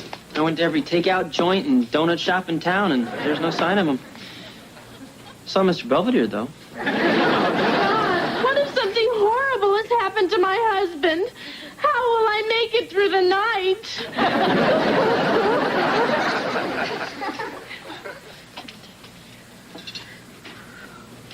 Oh, hi, Kevin. Dinner's almost ready. You heard from Alan? No, but I'm coping. Thanks for being so concerned. Sit down. Now, look, Wendy, you and I have been friends for years, and I have always loved you as a friend. But only as a friend. There can never, ever, ever be anything physical between us. All right. I understand. Good. And yet, there's a deep, pulsating animal yearning between us. It's a driving bloodlust screaming in the wilderness that must be answered now. Alan! Kevin. Wendy. I love you too much to see you unhappy, so I'm going to set you free. You are? Yeah. Just like I did with my praying mantis Giselle when I had to let her out of her bug jar. You love me that much? Well, I guess the best man won. I can't compete with her passionate memories of you. Nothing ever happened between us. Oh, come on. This is the most beautiful, desirable woman in the world, and you expect me to believe you never laid a hand on her? Yes. In fact, I never even really kissed her. Well, maybe it's time that you did. What? If you're willing to blow your whole marriage for this guy, you better make sure there's some chemistry. Go ahead, Kevin, kiss her. Huh? Yeah, Kevin, listen to the lady. What the hell?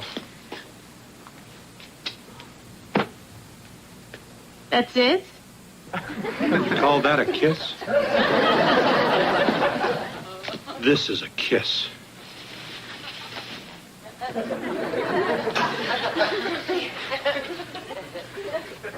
Oh, Alan. What? Let's go home. Ooh. I'm sorry if I caused you guys too much trouble. I guess when the honeymoon ended, my silly fantasies of Kevin took over. I'm glad you guys are back together. You know, Kevin may not be my fantasy anymore, but he's a great guy. He's been looking for someone like you for a long time. I'm glad he's found you. Come on, honey buggy.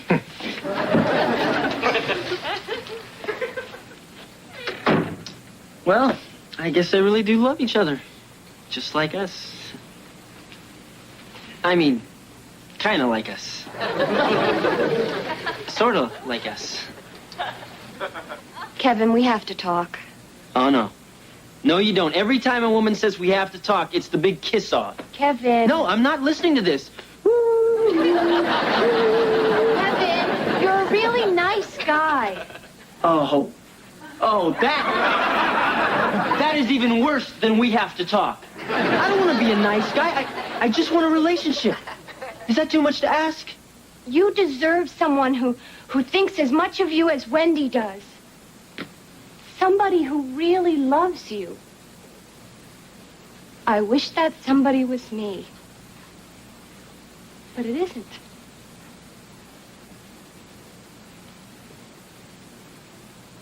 I see. Hey, come on, look at the bright side. I mean, at least I paid my half of this month's rent. Yeah, well, I guess that's something.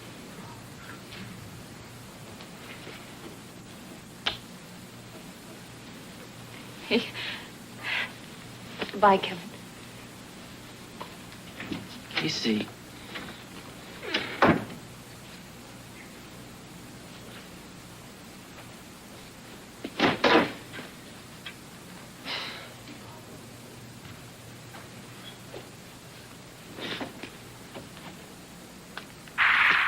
If you'd like to be a guest on The Love Connection, please send a self-addressed stamped... Are you sure this powwow with the Bolzines is going to work, Belvedere? You can catch more flies with honey than you can with vinegar. Well, I say we put a landmine under the welcome mat. What makes you think they'll wipe their feet? Nevertheless, I have prepared a feast of shoot fly pie, possum tartare, and moonshine mousse. I'm sure they'll love it. Greetings. And welcome in the name of peace. Take off your hats. We wasn't born in a barn. I was. And now look, this violence malarkey's got to stop.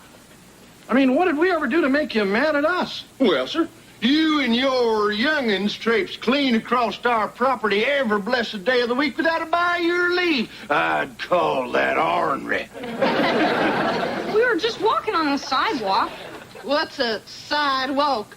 The publisher's clearinghouse people never said nothing to us about no sidewalk. You won the Publishers Clearinghouse sweepstakes? We couldn't believe it happened to us. Regardless, just because the sidewalk runs past your house, it doesn't mean you own it. Anyone can walk on it. Nobody's allowed to do nothing without what I say so. Someone will have to die. I lost the hairnet case, which cost the diner $4,000 in damages. Then this huge party comes into the diner, runs up a $100 tab, and stiffs me on the tip. I could kill someone. Marsh, this is the Bozine family. They live down the block. We's the ones been whooping on your family. Whooping? We didn't want to upset you. Yeah, Dad said you had enough stuff to take care of. The day has not come when Marcia Owens can't take care of her family first. If I ever find out that you ignorant sodbusters have so much as looked at my family cross-eyed again, I will curse you with enough litigation to make Watergate look like a picnic! Let me, Lord, she be speaking in tongues. Jesus, she witch! Oh, please, call off your hate. We'll go play Matt the Skunk Holler and never vex you again. Quick, Beulah Bears, grab the youngins. Let's take the sidewalk.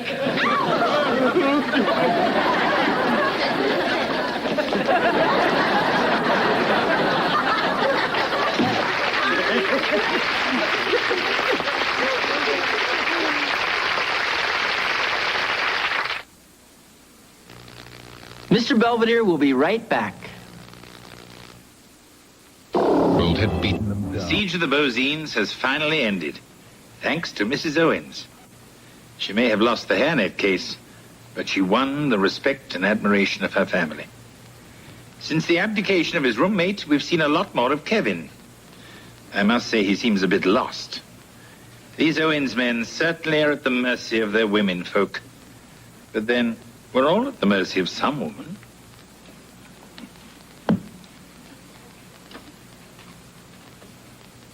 I love you, Mrs. Fields.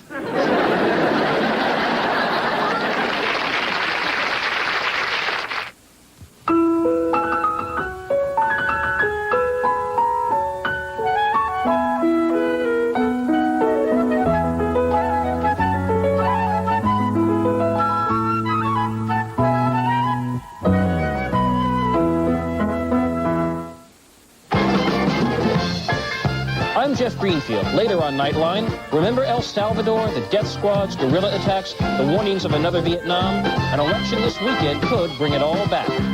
Sunday at 7, join host Mary Hart as Great Circuses of the World presents the best from Brazil, Germany, and Luxembourg. Yeah, he's upstairs locked in his bedroom. Again? Are you sure? That's where the trail of crumbs stopped. You've been spending a lot of time up there lately. Mr. Belvedere, Uh-huh. we're trying to come up with a birthday gift for Dad. Can you think of anything that would make him really happy? Yes, but I like it here. We've been through all these hardware catalogs, and we can't find anything that George hasn't already bought or busted or couldn't put together anyway. Wait, here's something. An electronic laser beam for zapping pests. Oh, good. We could test it out on Wesley. Okay, guys, got a great idea. See this plunger? It's Dad's favorite, so I thought maybe we could have it lacquered and emboss Dad's name on the wood. You're a sentimental lad, aren't you? That's right. Look, birthdays are about people, not things. Why don't you research your father, study his past, find out what's really meaningful to him? Sounds like a lot of work. Well, he's worth it, isn't he?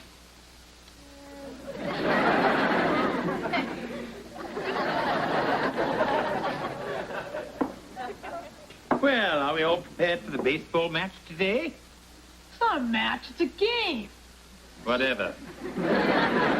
Wesley, are you the thrower? I'm not a thrower, I'm a pitcher. That's your opinion. Lay off. Wesley, who are your disagreeable little teammates, and why do I have to put up with them? This is Bobby. He's our best hitter. And Cal here leads the team in stolen bases. Stolen bases. I think that'd be more your specialty. Okay, troops, let's hit it. Men! I can't begin to stress how important this game is to our chances this season. Dad, we're 1-9. Well, but if you sweep the rest of your games, you could still finish 16th. Oh, wow. Someone called the sporting news quick. Oh, so your backs are against the wall. Did Custer quit at Little Bighorn? No, he died. That's the spirit. That's the drive. You're winners. Come on. Look what I found. His old baseball cleats. He walks much better since he stopped tying them together. Yeah, I bet these will bring back a lot of old memories. They'll also bring the health department. Get them out of here. I don't believe it. How could you give up 21 runs? Did you win? I guess not. Dad, it's not whether you win or lose, it's how you play the game. Who told you that baloney? I did. That's why you guys lost India. Come on, where's your competitive fire? Dad, my fastball is slow, my curveball is straight, and when I try to throw a slider, I fall down. There's nothing a little practice won't fix. But, Dad... Move! So, did you find anything interesting? A picture of Dad on the audio-visual squad in high school. I never knew he was a nerd. Hey, I was on the audio-visual squad. I rest my case. Oh, wait, here's Dad on the football team. Why is he carrying towels? It must have been very humid that day. So are there any pictures of him on the baseball team? I don't see him. Oh, wait, it says here that he was absent. Wait a minute, why would he ditch the team photo? Don't be me. What were you doing out there? Watching George and Wesley inhale hot dogs between throws. It was disgusting. How can Dad and Wes keep on playing in the dark? They've got luminous balls. Whoops. Sorry, I guess it slipped away from me. Hey, pal. Better practice your grip. Sure, Dad, but can't I do my homework? I mean, I'm supposed to do a book report on Kitcher in the Rye. Oh, okay. As long as it's got something to do with baseball. Hey, Mom. Hi. What you reading? Oh, just some old diaries I kept when I first met your father. I was around your age, and he was, well, not your age. Ooh, any really juicy details that would embarrass you? No, mostly it's just about what color my hair was or what I wore. You know how vain and mindless girls that age can be. Huh? Anyway, I found this sweater in the garage behind the snow tires. Is it Dad's? Oh, gosh, that's his old letter sweater from college. Where's the letter? They wouldn't sell him one. See how this guy Wallace stares down the batters? Pay attention to his motion. Notice how he backs off his follow-through so he's in position to field? Wes, wake up! I'm tired. Hey, this is a privilege. How often do I let you watch a West Coast game? How often do I ask? You'll thank me later. This guy's pitching a perfect game. I'm going to go get something to drink. Tell me if I miss anything. Well, when we were back in, as a matter of fact, Wait a minute. There's a squabble on the mound. They're checking Wallace's glove. Now it's hat. Word around the league is he uses a juiced-up ball. What are they looking for, Jim? well, back home in Squirrel Country, we had an old boy who used grease, spit, anything he could get his hands on. Boy, howdy, he could make a ball weave like a possum scooting across the interstate. So, Wes, you learning anything? Maybe. Oh, my. Pork rinds and Spam dip. George's favorite. How did you remember? I ate one once. Well, we got Dad's gifts all ready for the big presentation. I sure hope he likes it. Oh, that must be him and Wes now. All right, everybody, look sharp. I want this to be Dad's best birthday ever. Big jerk. Got some nerve throwing me out of the game. What happened? Dad got into a fight with the umpire. Did you get racked up again, Wes? No, I struck out 10. I was pitching a shutout. Yeah, till a slob of an ump accused him of doctoring the ball. No, is that anything like nursing a grudge? No, you know, it's when they grease the ball to make it drop like a rock. It's not exactly legal. Yeah, nobody's going to call my kid a cheater. Dad, it's okay. You don't have to get so hot. Yeah, they just couldn't believe you were that good. And you know why you were that good? Because you practiced and made yourself good. Yeah, that was it. Can I go upstairs and wash up? Sure, pal. I want you to know I'm proud of you. What's all this junk in your hair? It's nothing. It's just a little oily. You know, hormones. There's more gunk in here. Lots more. So that's what happened to my lip gloss. Wes, you've been throwing a grease ball. I can't believe this. My own kid a cheater. What could ever make you do something like this? Gee, I don't know, Dad. Why don't you figure it out?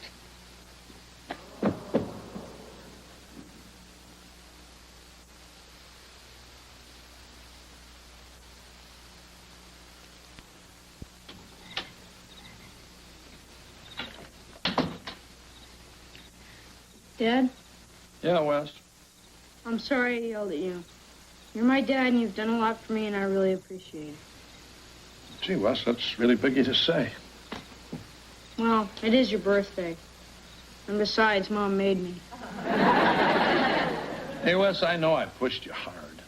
Those 3 a.m. wind sprints were a little over the top. But I never wanted you to win so bad that you'd break the rules. I just wanted to see you do your best. Sorry if I got carried away. It's okay, Dad. Come on, we better go inside before the Spam dip goes south. Okay, let's get this show on the road. All right. Hey, what's going on? Oh, you'll see, you'll see. This is your life, George Owens. Huh? Yeah, we dug into your past, Dad, to create this special mural celebrating you. And look, here's your 6th grade report card where you made all B's. Hey, wait a minute. Those are D's with lines drawn through them. And here's some stuff from junior high. That's the 8th bandage you were wearing in your class photo. I bet you got hurt in some big game and they carried you off the field like a hero. Yeah. Broke my knee square dancing. Dad, here's the best part. The headline from your high school paper. Owens wins title for Porter High. Bravo, George. Yeah. I went to Cleveland High. I struck out with the winning runs on base, and Porter won the title. Well, I'm sure you tried. Yeah, Dad. I bet lots of people strike out with the winning runs on base and the championship on the line. We still love you. Yeah, thanks, kid.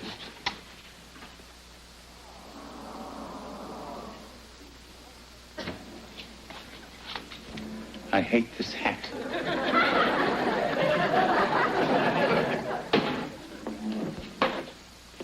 I'm sorry, George. I didn't realize the trip down memory lane could be so bumpy. It's just, well, all that stuff out there reminds me of when I was a kid and everything seemed possible. Oh, George. I mean, it's like baseball. When I was young, I dreamed of playing with the greats. Mickey Mantle, Willie Mays, Henry Aaron, Ernie Banks. The Professor and Mary Ann. I don't know. I thought that was Wes's dream, too. Oh, Wesley is of a different breed. His dreams are more of world conquest. Yeah, right. All I'm trying to say is that everyone has their own dreams.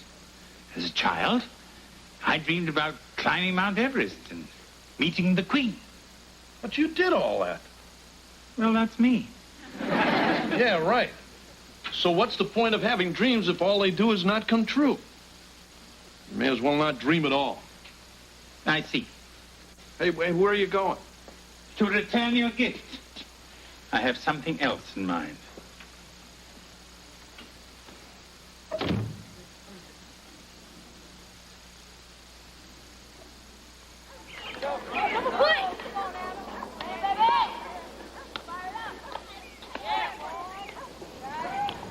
Hey, Dad, I don't think the other team's gonna show.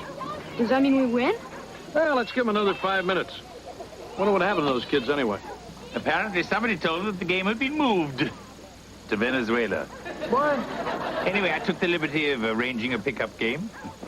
Oh, lads, your presence is required.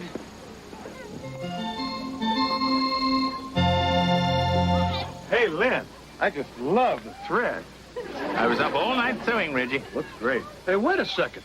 You're Reggie Jackson. Oh, yeah. You know who this is? It's Reggie Jackson. This is Reggie Jackson. Hi, George. I'm Henry Aaron. Henry Aaron. You know who this guy is? He's the all-time home run champ. If I had $1 for every home run this guy hit, you know what I'd have? My back salary? Hi, George. Willie Mays, say hey. Ernie Banks, Mr. Cub. Welcome to the friendly confines. So wherever the heck we are. This is incredible. Some of the greatest hitters of all of baseball. George. Harmon Killebrew. Hey, Johnny Bench. And Robert Goulet. Hey, George. What are you doing here? I own the field. Wow! I don't believe it! It's Robert Goulet! All right, give me a pen. Give me a pen. Okay, here's your pen. You want my autograph? Sure. Who are you? Harmon Killebrew, the Twins? Hey, my name's on your bat, you little twerp. Enough dawdling. It's time for the game. Happy birthday, George. Pleasant dreams. Oh, wow. Hey, we only got 8 guys. Hi, Lynn. Hi. Sorry I'm late. Mickey Mantle! I got lost. Yogi gave me the directions. Oh, well, now that everybody is accounted for, let's make ball. Play ball! What happened? Mom, it's unbelievable. Mr. Belvedere gathered the greatest ball players of all time just so Dad could meet him and live out his fondest childhood fantasy. That's nice. Okay, here's the rundown. Killebrew on first, Mantle on second. I'm gonna pitch. George, right field. Well, how come you get to pitch? It's my ball.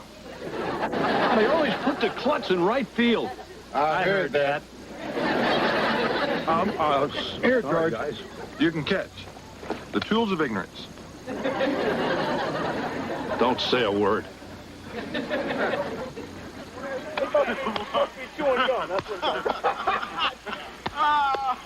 I love this game.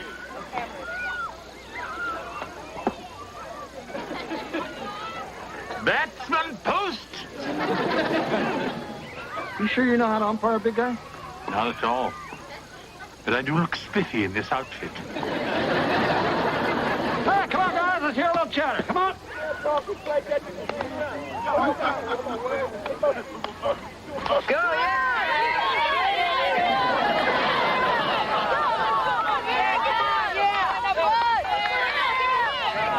Nice going, Mick.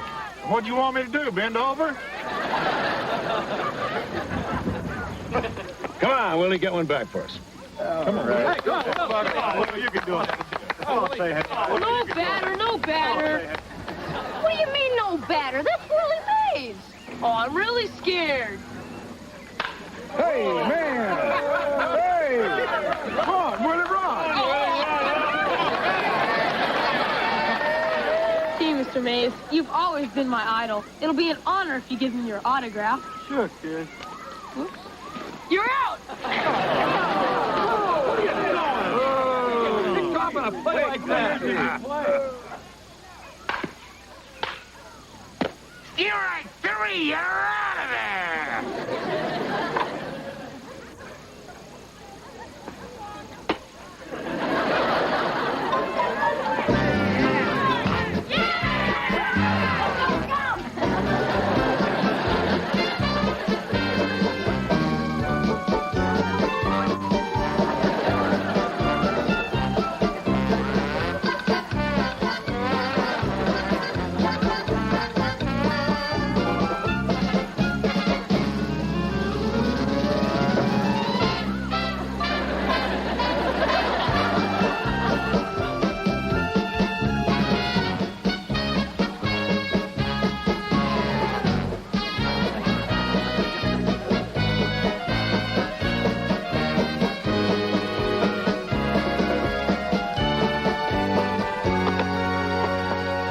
you guys are pretty proud of yourselves, huh? 3 runs down, 1 inning to go. We only play 6 innings? That's Little League rules. Well, hey, it's a beautiful day for baseball. Let's play 2. You play 2. I'm pooped. Come on, you guys haven't even been trying. Hey, give me a break. I was just elected to the Hall of Fame. Wow, we're real impressed. All these guys are in the Hall of Fame. Reggie isn't. Maybe not, but I'm the best actor. Okay, Mr. Show Business and all of you guys. I mean, do you really want to get beat by a bunch of kids? I don't. Now, I've got to go out and face audiences in Las Vegas and on Broadway, and I intend to do it with my head held high. Now, we can pull ourselves out of this thing. We've got the skills. I mean, you just gotta have heart. All you really need is heart. When the odds are saying you'll never win, that's when the grin should start. All together now. You've gotta have hope. Mustn't sit around and mope. Nothing's really bad as it may appear.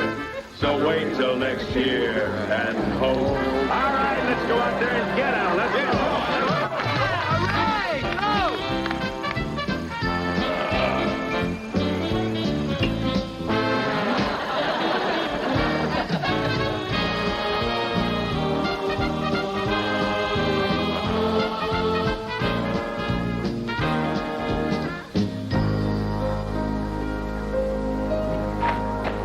I think you should walk him. But my dad's up next. That's the point. But if he hits a homer, they'll win. Oh, give me a break, Wes. Your dad hasn't touched the ball all day. Do the right thing.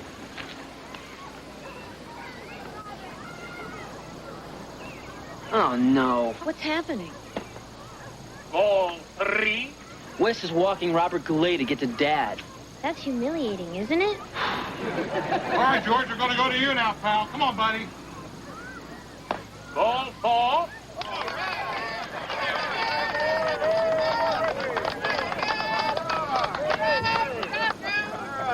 Get back, George. Kill a rally. Strike 1.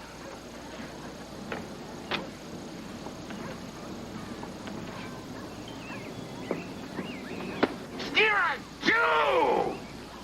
Time out. Mr. Belvedere. What are you waiting for, Wesley? I don't know what to do. You've done pretty well so far. Yeah, but what has Dad done? Pitifully. That's just it. This is supposed to be his dream come true. I'm making it his nightmare. Maybe I should ease up on him. You mean groove one? Send him up a gopher ball? You've been holding out on us. I have a facility for languages. Well, what should I do? It's up to you. I think your father's doing his best, so I think he'll want you to do the same. Oh, and whatever you do, don't bean him.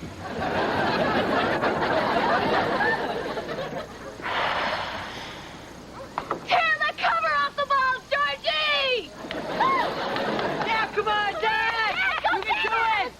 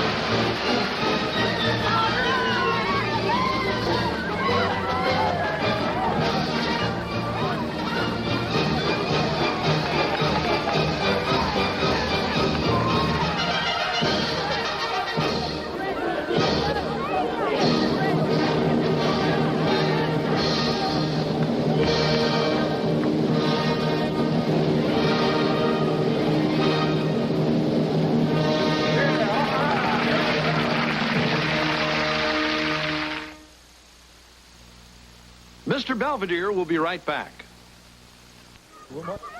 Oh, somewhere in this favored land, the clouds obscure the night. And somewhere there is misery. And somewhere there is blight. And somewhere children argue. And somewhere parents shout. But there is joy in Beaver Falls, 'cause George just hit one out. Hey, Lynn, we're headed to this roof joint. Want to come? Oh, thanks, Annie, but the Owens are waiting for me. It's all you can eat. Let them wait.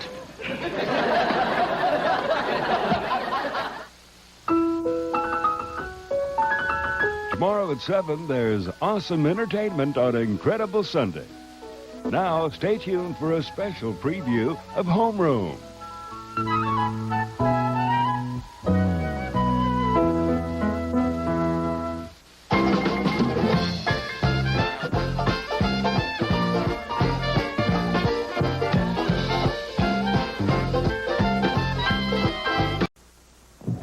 Come on, Marsh, we got to get to Lumberama. What's the rush? They're having a sale on garden weasels. We don't need a garden weasel. Well, we don't need Belvedere, but we got him. Oh, hey, Kev. Hi, Dad. Hi, Mom. What's the matter? My car. I turned on the heater and the transmission fell out. Is it under warranty? No, it's under an overpass on 5th Street. Uh-oh. Here comes the squeeze. Look, all I need is a little advance to buy some wheels. I'll pay you back, I promise. Sorry, buddy. You're going to have to work this one out yourself. Hey, can we give you a lift anywhere? No, that's okay. I'll just stand out in the cold and hitch. Make sure you wear gloves. Hi, Mr. Owens. Hey, Carl. Hi, Carl. Mrs. Owens. Hi, Carl. What's the matter with you? My car bit the dust. Now I can say goodbye to my social life. Why not? Everyone else has. Very funny. Hey, Carl. You're still working at your uncle's used car lot, right? Sure. Well, listen, I've got about $400 stashed for an emergency. What kind of car do you think I could get for that? Does the word Tonka mean anything to you? Look, Kev, if you're serious, I think I can help you out. How? Well, my uncle's always looking for new salesmen. Me? Sell used cars? Yeah, it's a great way to make some cash. And the top salesman gets to drive the best car on the lot. Really? Yeah. How do you think I got my Matador?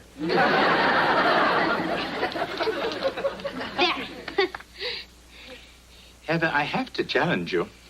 There is no such word as been bet. What do you call her?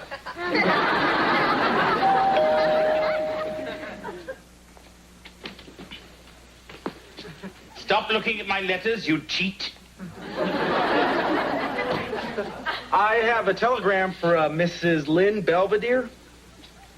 It's Mr.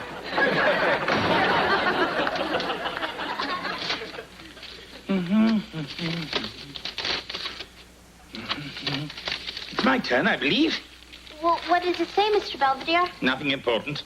Well, then why would they send a telegram? Yeah, nobody sends a telegram unless it's important. Yeah. Listen, you little snoops. If I say it's not important, it's not. Yeah, he's probably right. If they really wanted to get his attention, they would have sent a candygram. Well, this is it. Pretty snazzy, huh? Yeah, dazzling. I'll introduce you to my uncle. Uncle Phil? Yeah. What is it, Kevin? This is my friend Kevin I was telling you about. Hi, Kevin Owens. You ever sell anything before? Well, I sold greeting cards once. I was trying to win a new sled. Just remember, the key to this business is honesty. Fake that and you'll do fine. What? Look, follow Carl around for a couple of days. He'll show you the ropes. All right, thanks. All right. See you guys later. I got some odometers to turn back. Hey, Belvedere, this is great cake. What's your secret? I bought it at a bakery. Hi, everybody. Hi. Hey, Kev. So have you solved your car problem? Well, sort of. I got a job. Oh, yeah? What kind of job? Well, I'm in sales. Really? What are you selling? I'm involved with previously owned transportation. You're selling used cars? Yeah, but I can't help feeling kind of shady, you know? Oh, come now, Kevin. Some used cars salesman may be unsavory, but they perform a very good function. What's that? They make lawyers look good.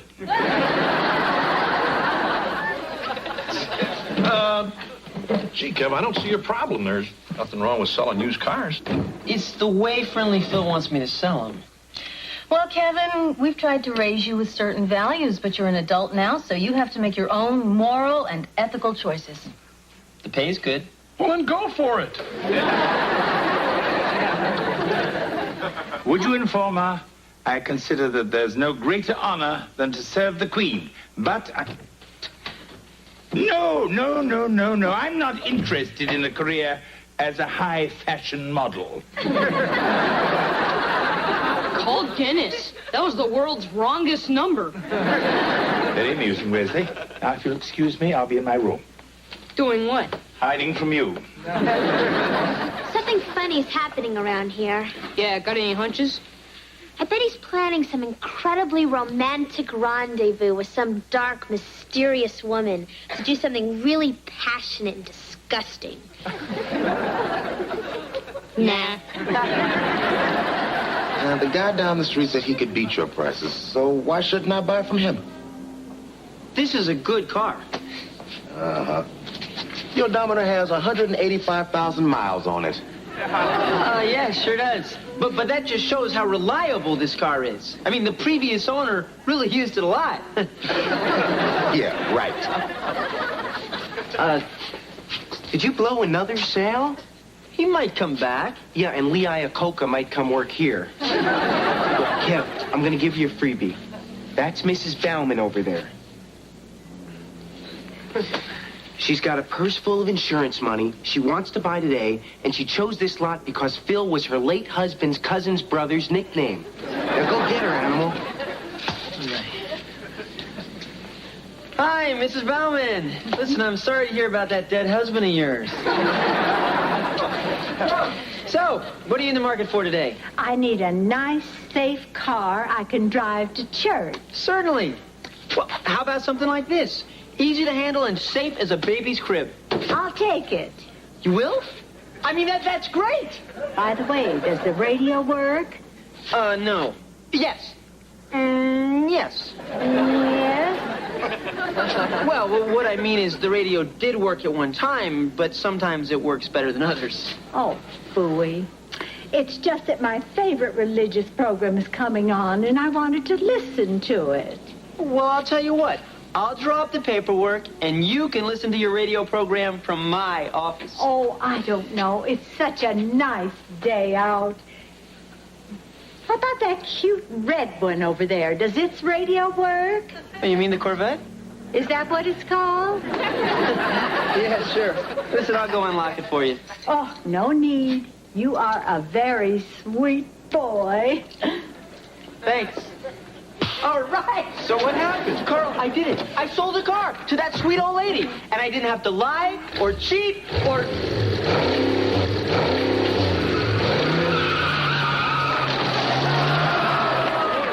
Steal?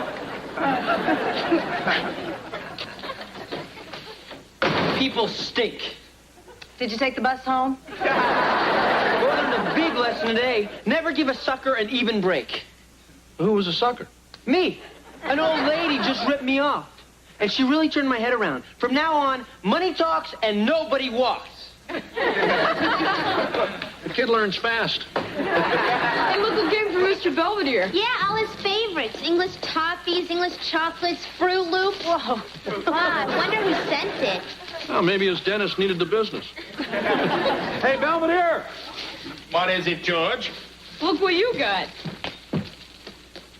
Oh, how nice. Well, aren't you going to open it? Why? It's food. You always open food. Who's it from? Oh, it's just a little something that I ordered for myself. My dear Lynn. Honestly. I cook for you, I wash your clothes, and I solve all your idiotic little problems. The least you can do is to respect my privacy. Where are you going? Why don't you hire a detective? Ooh, bet it's from that woman. She probably figures the way to his heart is through his stomach. It sure is the long way. You know, he's right. He's entitled to his privacy, and we should give it to him. I don't think she meant us.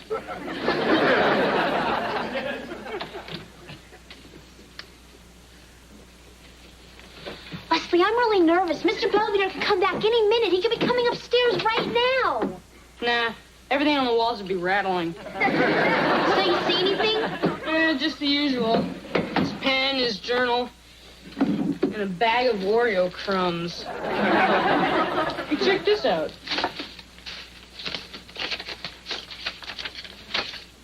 It's from the Queen. What's it say? They want him back at Buckingham Palace right away.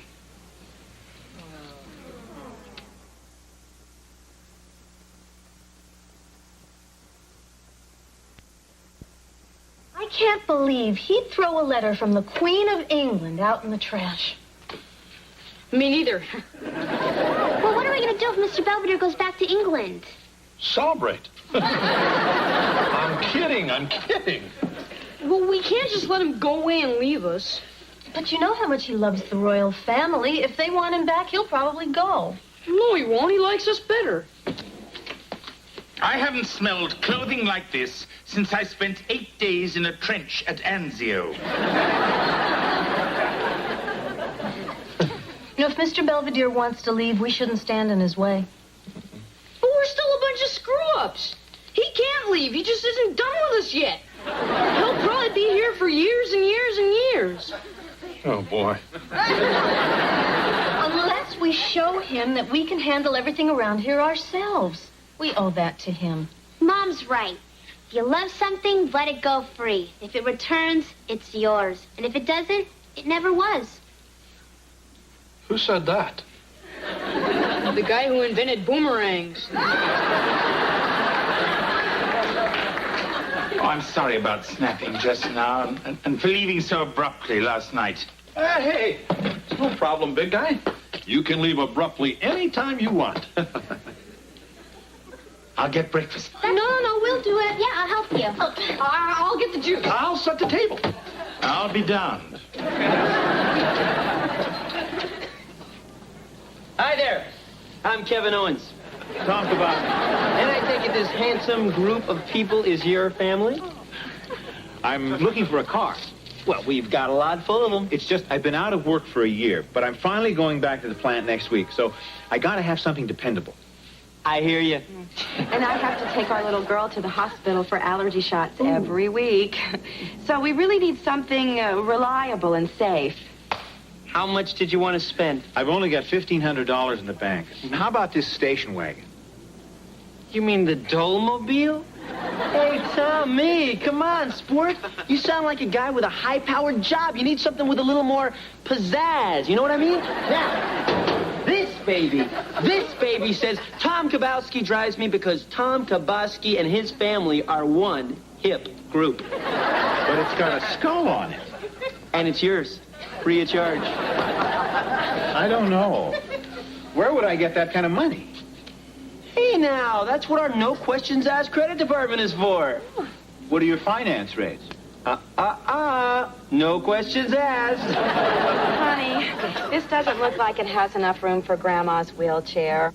That's because it's streamlined. It's an optical illusion. Hey, trust me, this car was made for the Kabowskis, or my name isn't Honest Kevin Owens. It is hip. Mm-hmm. Well, okay. There you go. If you say so. All right.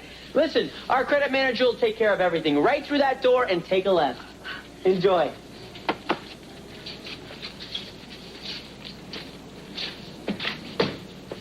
Hey, Owens, you're terrific. Thanks. That's your fifth sale in 3 days. Yeah, you know, I'm finally getting the hang of this. Yeah. In fact, you remind me of, me. Hey, listen, Phil, I've been thinking about something. They say it pays to advertise. Yeah? What do you have in mind? Something with dignity. Something with class. Hi there, friends. I'm Honest Kevin Owens, here to emancipate you from your used car blues. Because when you come to Phil's Friendly Motors, you won't be a slave to high prices. Yes, friends, at Phil's Friendly Motors, that's Phil's Friendly Motors, Route 8 in Etna, things are really hoppin'. Hippity hop, hippity hop, hippity hop. Why? Because I'm Honest Kevin Owens, and I'm not going to lie to you. Where are you going to get the best deals in the tri-state area? Bargains galore at Phil's Friendly Motors, Route 8 and Etna, next to the swamp. Everybody! Bargains galore at Phil's Friendly Motors, Route 8 and Etna, next to the How about that kid? The camera loves him. He looks distinguished in a beard. Carl looks like a dork. Oh, there's Mr. Belvedere. Now remember the plans. We don't need him. Good afternoon, all. Hello. Hey, big guy. I'll have lunch ready in a jiffy. No need. I already made it. I'll alert the health department. Hey, you know something, big guy? It was real tasty. Yeah. Oh. Well, then I'll get to the dishes. Oh, that's okay. I already did them. Hey, Mom, you know what would be fun? Let's line the shelves. Oh, great idea. Then afterwards we can alphabetize the spices. Oh, there you are, Dad. Ah, what's going on, pal? I got a problem. Oh, don't worry, your father. I'll take care of it. It's okay, big guy. I'll handle this one. Well, I was trying to break into the teacher's lounge, but my drill threw off some sparks, the door caught on fire, set off the sprinklers, and flooded the whole school. Now, no one knows it was me. What should I do? There's always Harry Carey. Well, you see, son, it's every person's duty to take responsibility for their own actions. And if I teach you nothing else during this great merry-go-round called life, it's, well, in the words of the wise man, a clear conscience is being able to sell your parrot to the town gossip. If anybody needs me, I'll be in my room.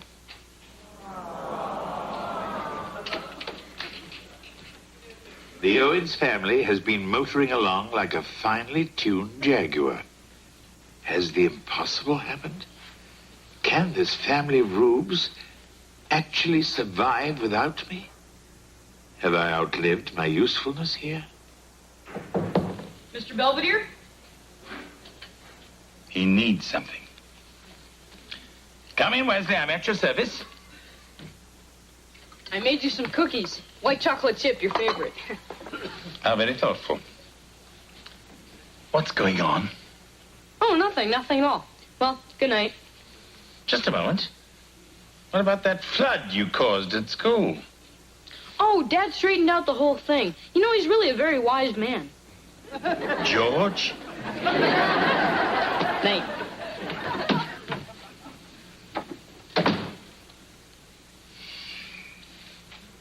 Apparently, it's time to move on.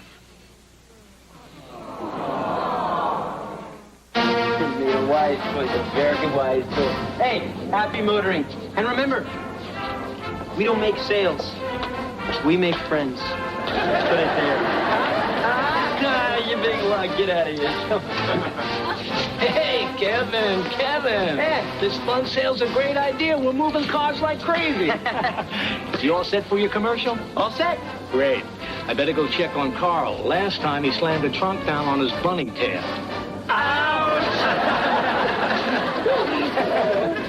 Hi, Kevin.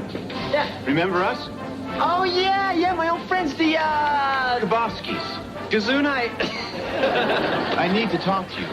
Oh, sure, you looking for a second car? Come. The car you sold me broke down 3 times last week. It made me late for work. My boss said if it happened again, I'd lose my job. Well, try using a higher octane gas. The mechanic I took it to said the engine was shot. Hey, sounds like you need a new mechanic. He said it was driven into the ground before we bought it. But I told him I bought that car from honest Kevin Owens. You would have told me if anything was wrong, right? Yeah, sure. Thank goodness we bought from a man we can trust. Hey, come on, kid. You go on the air in 2 minutes. Hey, I'm a big fan of families. Now, come on, kid. Forget about them. Shake it off. Remember your adoring public. Now, I want you to use all the charm you've got and shove it down their throat. It's showtime. Hi there, friends. It's Honest Kevin Owens coming to you live. But this isn't a commercial. This is an event. And this isn't a used car lot. This is a happening. Yes, friends, it's Friendly Phil's Fantastic Fun Sale. And you know, as I look out at this sea of happy faces, as I gaze out at this vast crowd of satisfied customers, well, I just want to tell everybody out there that every car you see on this lot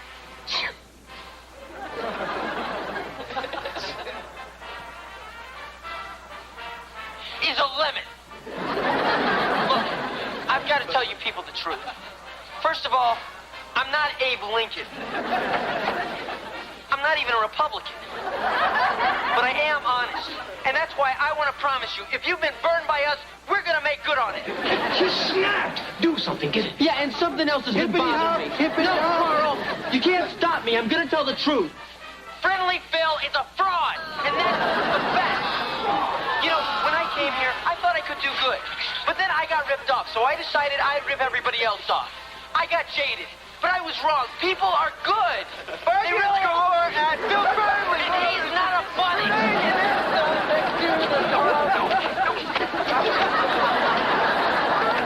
Morning, everyone. Gotta run. I'm late for court. What about our breakfast? Cornflakes sound good. I'm sick of cornflakes. Yeah, I'm sick of doing everyone's laundry. You're sick of it. You turned all my boxer shorts pink. Well, at least you got clothes. I've been wearing the same socks for 3 days. Hey, don't yell at me. I'm not your servant. Everybody stop yelling. All we have around here is fights anymore. Well, for crying out loud, how long is it going to take to get rid of the big guy? No time at all, George. I have an announcement to make. Oh, yeah? Yes. I'm moving. Back to England, huh? No, to Altoona. Altoona? Yes. There's a family there who's just as demented as you are. And they'll even pay me. Well, I don't like long goodbyes, so Godspeed. But that letter said the Queen wanted you back. What letter? You know, the one in your desk. What were you doing in my room? Taking out the trash? It's just we thought you wanted to go back to England, you know, to serve the Queen and be a good royal subject and all that other British junk. So we were doing all your work to make it easy on you. I never had any intention of going back to work at Buckingham Palace. All that bowing is hell on my back. Oh, Mr. Belvedere, then don't go to Altoona or any place else. Stay here with us. I don't know what we'd do without you. Yeah. Oh, I could come up with a couple of ideas. I don't think anybody wants to hear them, George. Well, maybe I'll send them to those people in Altoona.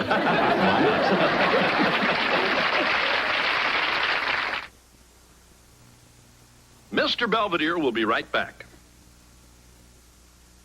These days, everyone's going back to the future, where people are looking at the... Kevin's career as a used car salesman has come to an abrupt, if colorful, end. His choice of honesty over the almighty dollar was gratifying and rather hilarious to behold. Now that the question of my leaving has been settled, the Owens have gone back to taking me for granted. I never thought I'd say this, but I rather enjoy being treated like an old shoe.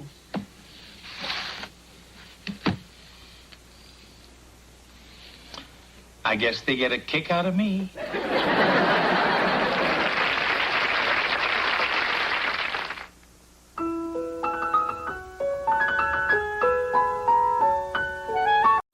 Hey, come on, Marsh. It's after midnight. You gotta get some sleep.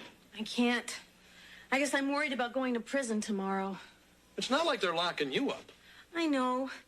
It's just that this is all so new. I mean, up till now, all of my legal work has been wills and divorces and defending Wesley from the neighbors. Who is this jailbird anyway? Sharon Witt. I've never met her, but she's been convicted of armed robbery, grand theft, and felonious assault. Oh, I think I voted for her. George. Come in. Oh, Mrs. Owens, I heard you pacing for several hours. May I bring you some hot milk? Oh, no, thank you. I can get my own hot milk. Then may I get you a cookbook? Good night. Good night, Mrs. Owens. Hey, come on, Marsh. You're not going to do anyone any good if you're dead on your feet. Yeah, I guess you're right, George.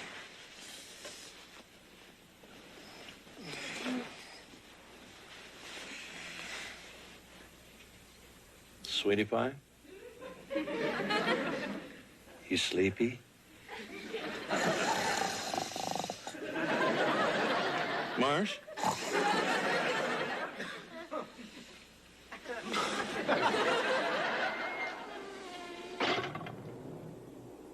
You're the third lawyer they assigned to this wacko. But maybe you'll stick. I got a feeling she's gonna like you. What do you mean? Oh, you'll see. You got half an hour. Holler if she tries to cut you. I know how to reason with these broads.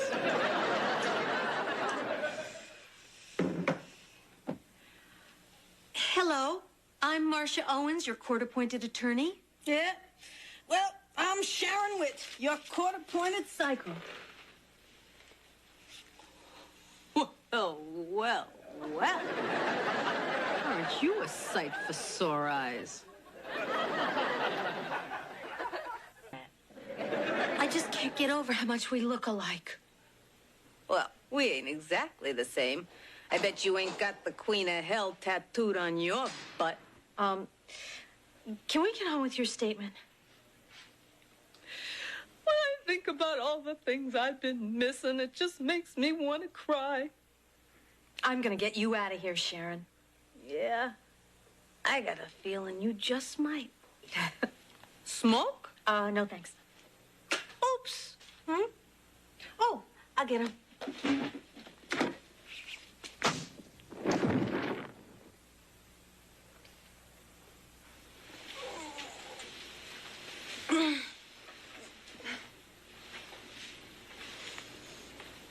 What? How did I get... Ooh.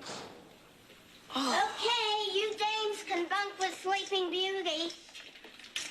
Hey, Whit, you got company. Am I glad you're back?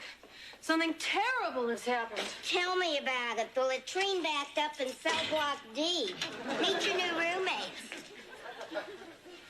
No, you don't understand. I'm not Sharon Witt. I'm Marcia Owens. And I'm Sigourney Weaver. No, Sharon hit me. She knocked me out and she stole everything. Even my suede boots. Nice try, Whit. No, I'm telling you, I don't belong here. Oh, no, I wouldn't try to con you. I'm a lawyer.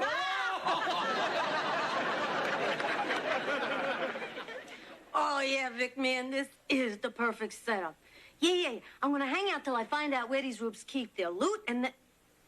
Well, of course I can make them trust me. Trust me. Ooh,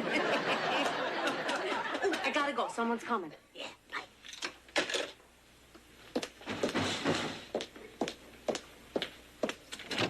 Oh, thanks. Here's some of the tools I'm gonna need. Oh? Yeah, I'm gonna help repair the garage. Don't you remember? Oh, yeah, right. The repairman. Oh, I'm gonna grab a sandwich. Well, I'm gonna grab a little something myself. Oh! Well, I think you're getting a little bony down there, Sonny. I think you should be eating more. Sonny? Don't you get tired of me calling you by your usual name? I like Kevin. Well, Kevin it is, Kevin. Yeah, well, listen, Dad's gonna be home any minute, so just tell him I'm upstairs.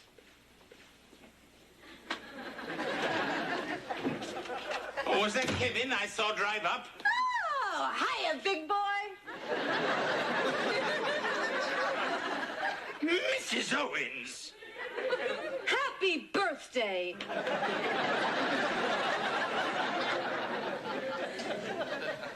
Kevin, Wesley, Heather, that guy in the big sweater, whoever he is. Oh, and that must be the husband. Yuck. Here is your mail, Mrs. Owens. Oh, thank you, sport. Are you feeling all right, Mrs. Owens? You seem a little distracted. Yes. Well, when you were cleaning my room, did you by chance misplace my jewelry box? Mrs. Owens, you know I steer clear of your personals. I'm sure that your jewelry is safe and sound. Swell. Hey, Mom. Hey, Mr. Belvedere. Wesley, you're an hour late. I had detention. Yeah? I mean, shame. Mr. Belvedere, I would like to be alone with Wesley. You're a brave soul. Wesley, come sit down. I'm sorry, Mom. Oh, I'm sure you had a reason. Here, buy yourself a beer. Gee, Mom, this isn't like you. Well, I want you and me to be pals. But you're my mother. And a proud mother I am to have such a clever little tyke. Kitschy-coo kid. Yeah, well, thanks, Mom. I'm gonna grind you into mulch. Yeah? I'm gonna stomp you into sludge. Gotcha. It's 3 packs of cigarettes you owe me, sister. The hell I do. You moved your elbow. You wanna make something out of it? I got a better idea. Let's play blackjack. No way. Gambling is illegal.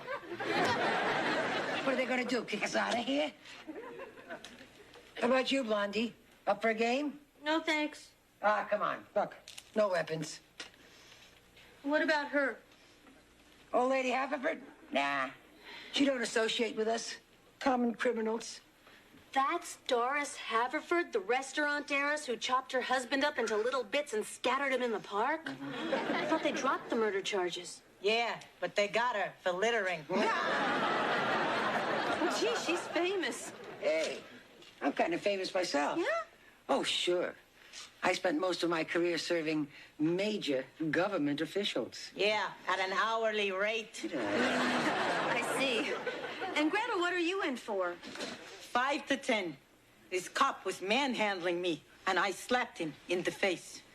And they gave you 5 to 10 for that? Well, she was setting fire to a factory at the time. Okay, you warthogs, exercise period. You know, this is outrageous. You're holding an innocent woman while a dangerous criminal is on the loose doing God knows what. Yeah. Guess who? Oh, it's you. Brought you some flowers. Well, thank you, my husband. I'll go put them in water. Oh, no, here. Let Belvedere do that.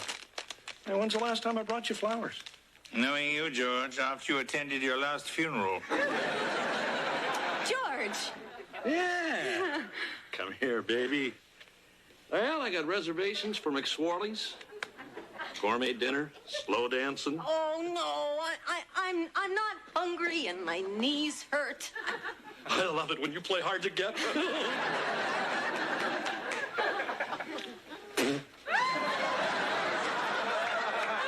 I am Marcia Owens. Why won't you believe me? Get off it. Anyone who returns kickoffs like you ain't no sissy housewife. I am a lawyer, and I also happen to jog a lot. Boy, what a game. We really mauled them. Reminds me when I was with the Falcons. Yeah. Oh, is that some prison gang? No, the Atlanta Falcons. I was their place kicker. They let a woman play? Nope. Well, then how could you? I mean, unless you were... You got it. You were a man? You want to see my scars?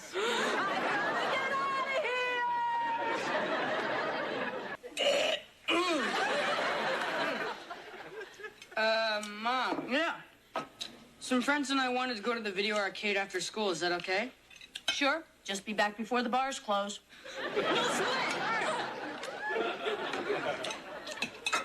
Morning, Marsh. How's your headache? Well, gotta go. Mom, the garage is that way. Well, I know that, Walter. Wesley, I gotta get some things from my room. Toodaloo. Am I crazy or is your mom acting a little strange? Yes, on both counts. Hey, Maybe she's not Mom at all. Wesley, what are you talking about? Maybe she's a pod person. Maybe some alien snatched her body and replaced her with a replica. Too bad. They got the wrong Owens. Yeah, Vic, I found all the passbooks and the keys, but the bank won't let me make any withdrawals unless it's co-signed by George Owens. Yeah, I don't know, maybe I'll just hang out one more night. Maybe I can sweet-talk him into something. Eh? Oh, I'm sorry, I must have the wrong number. You've been getting a lot of things wrong lately. I'm just so overworked. Mr. Belvedere, can I ask you a question?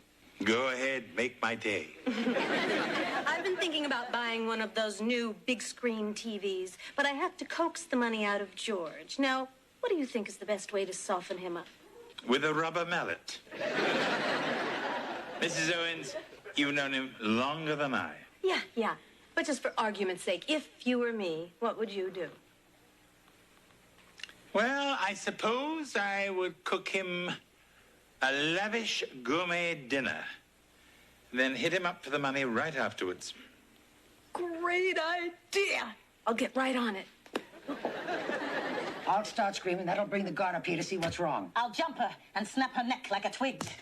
That'll bring us up to the cell block guard. I'll jump her and snap her neck like a twig.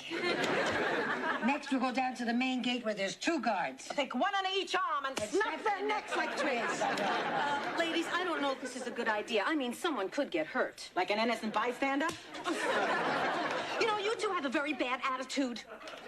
Listen, Goldilocks. This is prison.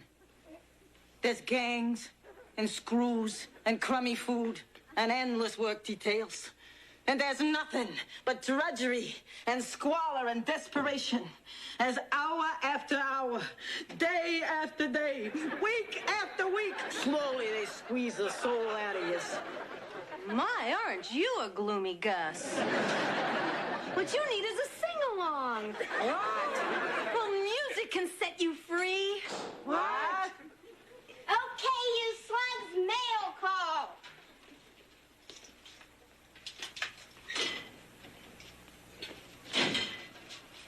Look out! She has a comb! Do exactly as I say, and no one gets hurt. What do you want? I want to be set free. I want her to sing. Well, any special requests? Yeah. Sing do, re, mi. But one false note and Murphy's history. Sing, ladies, sing. Do, a deer, a female deer, Ray, a drop of golden sun. You're a little flat. Me, a name I call myself. A long, long way to run. So, a needle pulling thread lock, a note to follow, so tea, a drink with jam and bread that will bring us back to dough.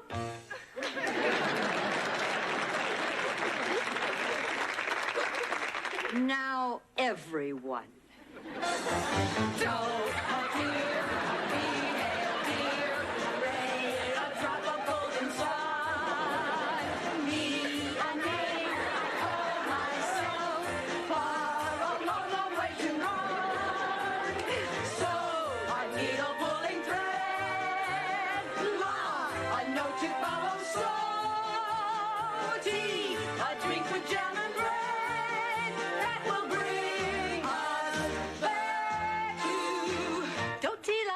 Me radio.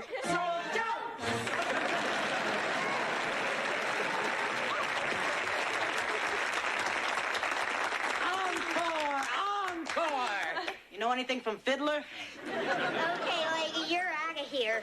You finally believe me. Well, it's worth the fingerprint check. And besides, if you break into Sunrise Sunset, I'm going to puke. Goodbye, everyone. Get your ride. Would you like some apple strudel, Mr. B? Oh, really, Mrs. Owens? I feel so uncomfortable sitting here letting you serve me. Relax, I'll eat when you're done. Now, who wants more? I'll have another piece. Would you like me to heat it up for you? Sure. Boy, Mom sure is friendly. How about this meal she cooked? Beef Wellington, truffles, stuffed wild goose? This is the most magnificent meal I have ever eaten. That woman is not your mother. So, how are we doing? Oh, just fine, fine. Oh, Mrs. Owens, I finished. Why don't you sit here and have your meal, and I'll warm it up for you. You talked me into it, Jeeves. Yes, well, let's clear the table. Yeah, let's clear this to the kitchen. Hey, I haven't finished my strudel.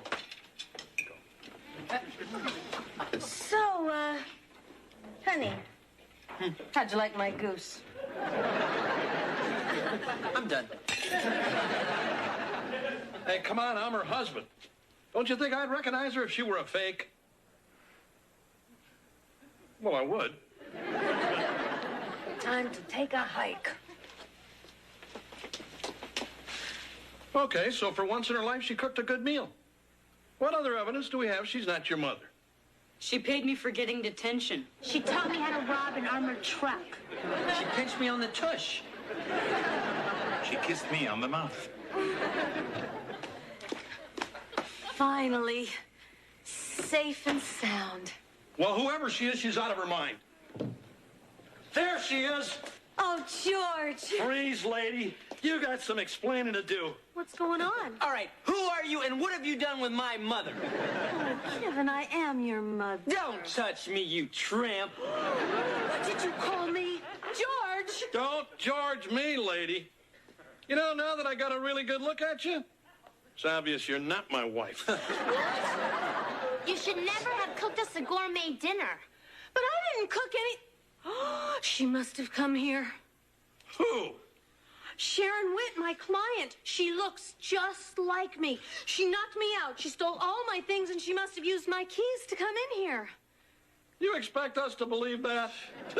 It's impossible. Not really. There are 5 billion people in this world. It's quite possible that every one of us has a double somewhere. Right. And mine just happens to be a psychopath. You know what I think?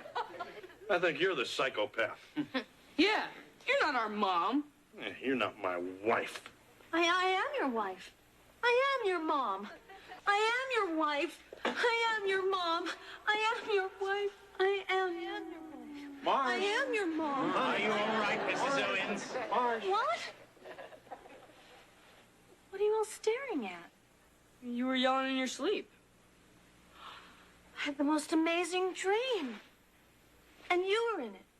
And you, and you, and you, and you. I was trapped in prison, and I kept saying, I want to go home. And they sent me home. I think. That's great, Mom. Oh, good luck today, honey. Huh? Your first venture as a criminal lawyer. We got you something to commemorate it. And that Taché case. You deserve it, Marsh. It's lovely, but where did it get that dent? Nothing too unusual to report today, other than a very odd dream Mrs. Owens had that left her a bit rattled. The idea of a person having a double is most intriguing. It has been the subject of such great works as A Prisoner of Zenda, The Comedy of Errors, and The Patty Duke Show. Yes.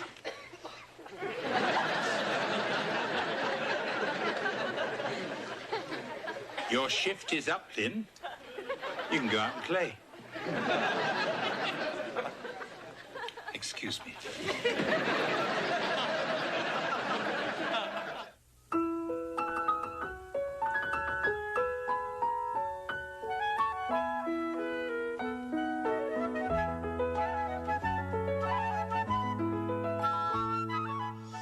Every Sunday, relax and bring your whole family together with award-winning movies that will entertain and inspire. This week, to save her farm and family, a woman must tame a wild horse and ride him to victory in the FamilyNet presentation of The Dark Horse, Sunday at 7 p.m. Eastern on Family Netflix.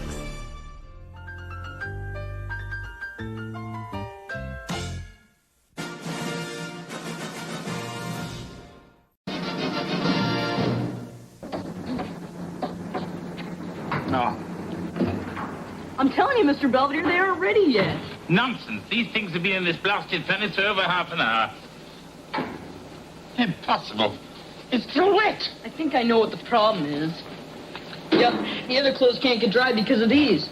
Your bloomers keep soaking up all the hot air. It's your father's fault. Why does he always insist on fixing our washing machine himself? I think he likes electric shock. He can use the therapy. Hey, lighten up, Mr. Belvedere. Just remember what Kevin always says. Laundromats are a great place to pick up chicks. I thought he always said laundromats are a great place to pick up change. Yeah, well, just watch him master at work.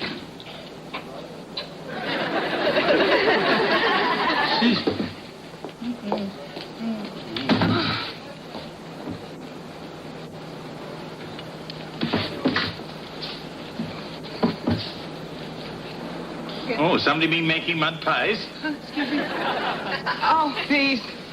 They weren't mud pies. Spanky pushed me out of a tree. Spanky? A 5-year-old gorilla who doesn't like to share his blackberries. Oh, I'm sorry if I'm not quite making sense. I just spent 5 years living with mountain apes in Rwanda. Really? I live in a monkey house here in Beaver Falls.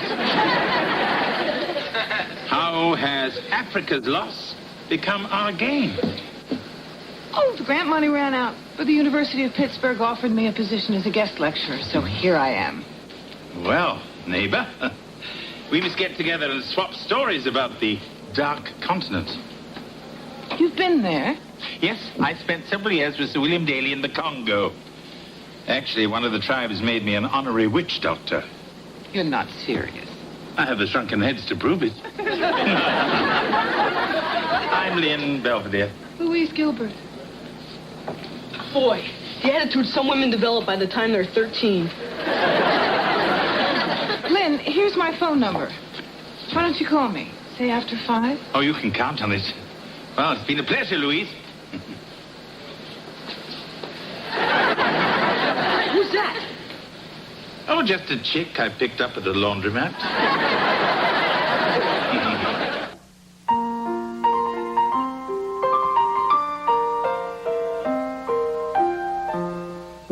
Streaks on the china never mattered before. Who cares when you drop kicked your jacket as you came through the door? No one glared.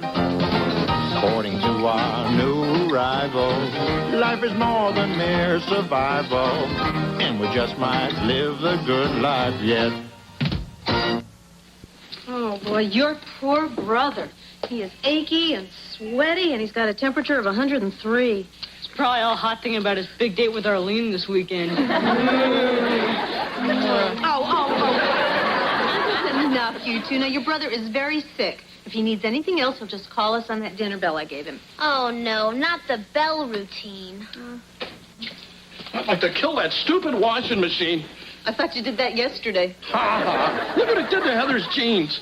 Oh, my gosh. Well, I'm sorry, kitten. I'll take you to Kmart and get you a new pair. Dad, they're great. I'd have to pay $100 for jeans like this. Good night, everybody.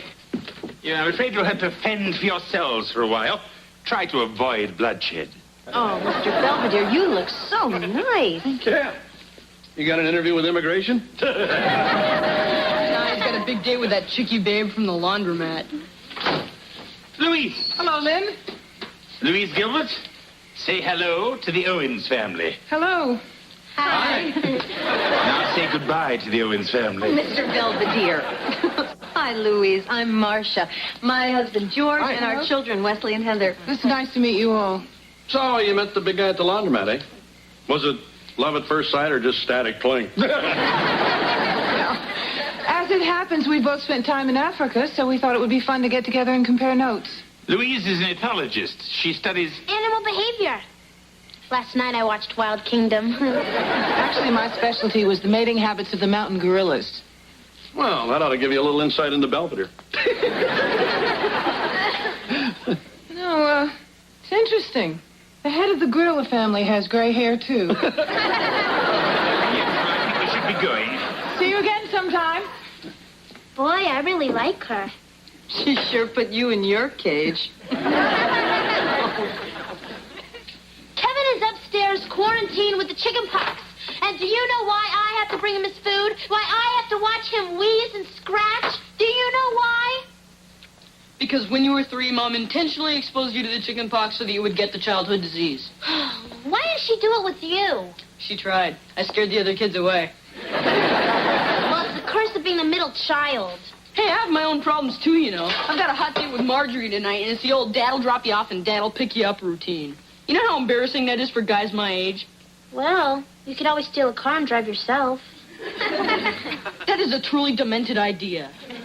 Thanks, Heather. Hi, guys. Hi, Mom. Is your dad home yet? Yeah, he's down in the basement fixing the washer. Says he's just about got it all done.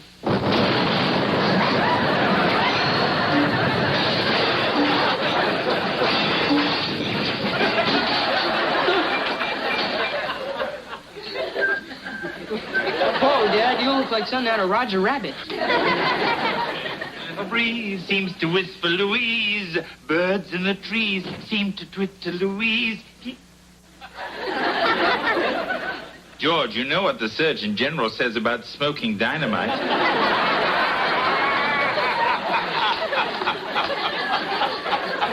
You're a riot, Belvedere.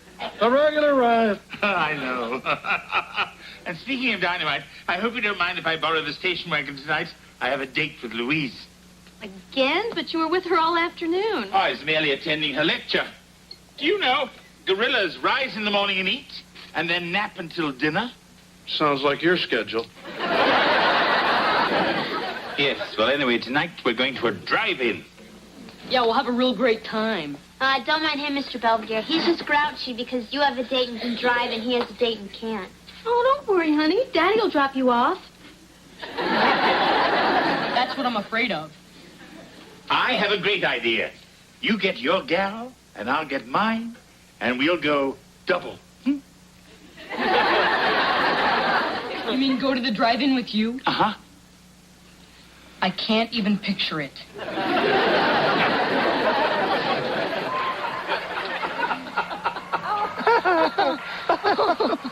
Hey, Mr. Belvedere, we can't see. Oh, come now, Wesley. I didn't think teenagers actually came to the drive-in to watch movies. This is worse than being stuck with my dad. Wouldn't be so bad if they didn't have any heads. Forget it, Wesley. I packed the axe with the rest of your father's tools. Marjorie, don't you think that policeman looks a little like Kirk Douglas? Who? Oh, I must be dating myself. No, you're dating me. Oh, man, I think we're embarrassing them. All right, I'll behave. But only for a kiss. I meant a Hershey's kiss. Oops.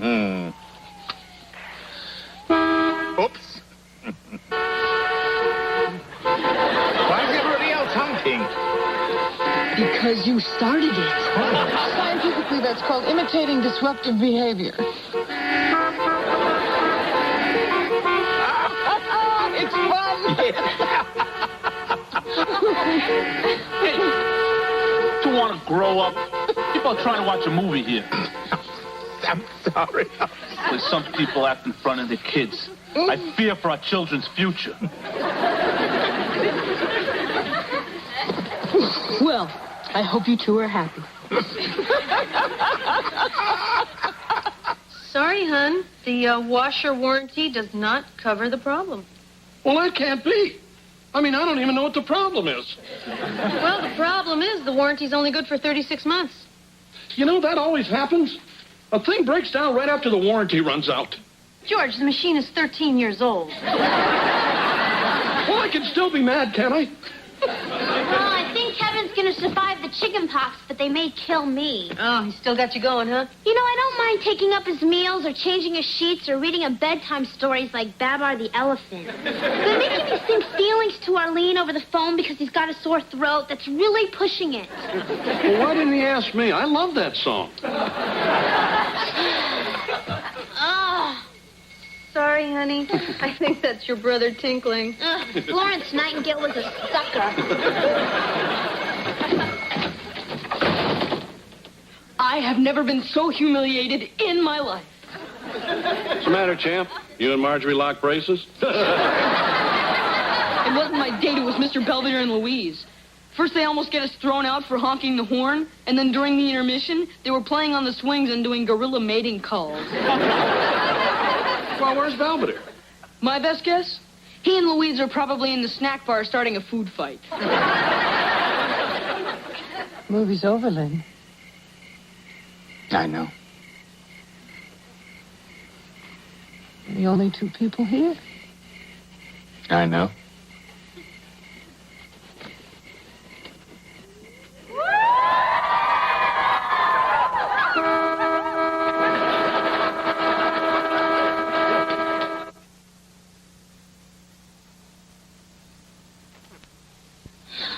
I hope Kevin gets over the chicken pox soon so the doctor can start treating his real problem. What's that? Women. He won't stop babbling about Arlene. I just found him trying to escape out of his window. One more tight-up bedsheet and he'd be crawling down the driveway. Boy, I'm starved. Me too. Well, you're in luck because we have eggs rancheros. Oh, yeah? Yeah, I made them myself. But then I think about my darn cholesterol. Yeah, and you know, you're never too young to start watching your diet. Adios, Mom. Bye. Hey, wait a minute.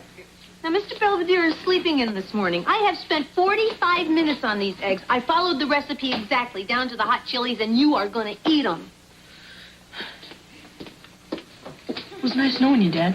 Oh, Helly, it was Mr. Belvedere out last night anyway. Oh, gee, I don't know, but sometime around dawn, I heard him belting out an inspired version of Love is a Many Splendored Thing. Maybe that's what set off the Huffnickel's dog. Good morning, fine family. Beautiful day. Wonderful world. Life's fine. There you have it, folks. The difference between a date that ends in disaster and one that ends at daybreak. So, did you have fun last night, Mr. Belvedere? Last night? Oh, yes, last night. It was pleasant. Pleasant as in you'll be seeing Louise again today? Oh, Heather, Louise and I are not easily infatuated teenagers. We don't have to see each other every waking hour. Oh, of course you don't. We just happen to be somewhat compatible adults. Absolutely. Yes, I mean, I think of Louise as my new friend. Considering that dopey-looking turtleneck you're wearing, your new friend must have given you one beauty of an old-fashioned hickey. Nonsense! Louise and I behaved with utter decorum and civility last night. Come in. Good morning, everyone. Ah, good morning, Hickey. Louise. Good morning, Louise. Forgive me for barging in at such an inconvenient hour, but somehow your wallet wound up in my jacket pocket last night. Oh, thanks. Oh, and here are your Necco wafers. Oh, I was looking for these. Well, I have a 9 o'clock lecture. Gotta run. Nice to see you all. Goodbye, Len. Goodbye, Louise.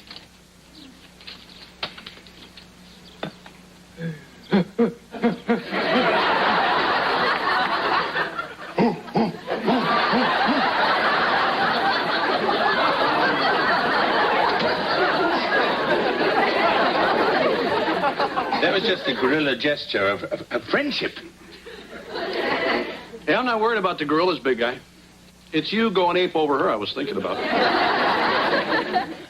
Kevin, you're being ridiculous. So what if you lose Arlene? Look, you can't take off your mask or she'll see your spots, and you can't talk through that thing. So how do you think you're going to impress her looking like that?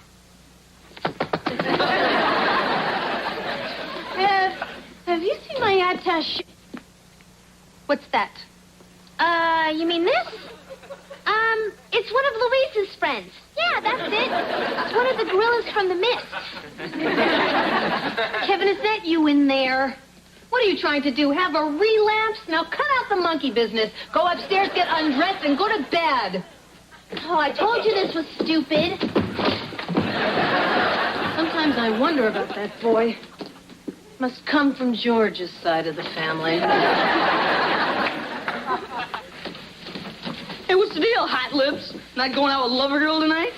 Why should I, Wesley? We're not going steady, as you say in your simplistic American vernacular. Hello. Oh, hey, Louise. It's the girl you're not going steady with. Here's plenty. Get lost. Okay. Hi. Hi.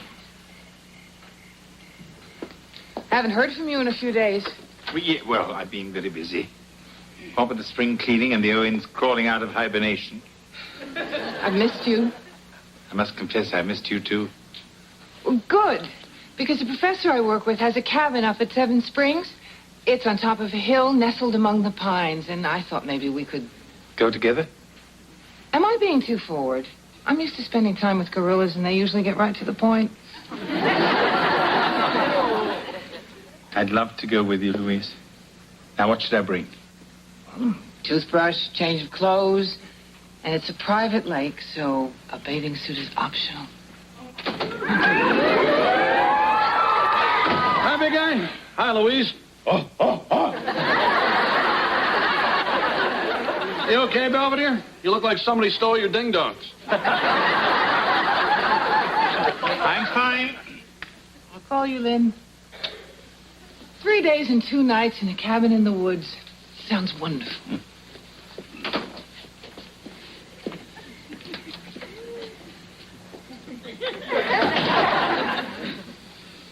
I can't help it.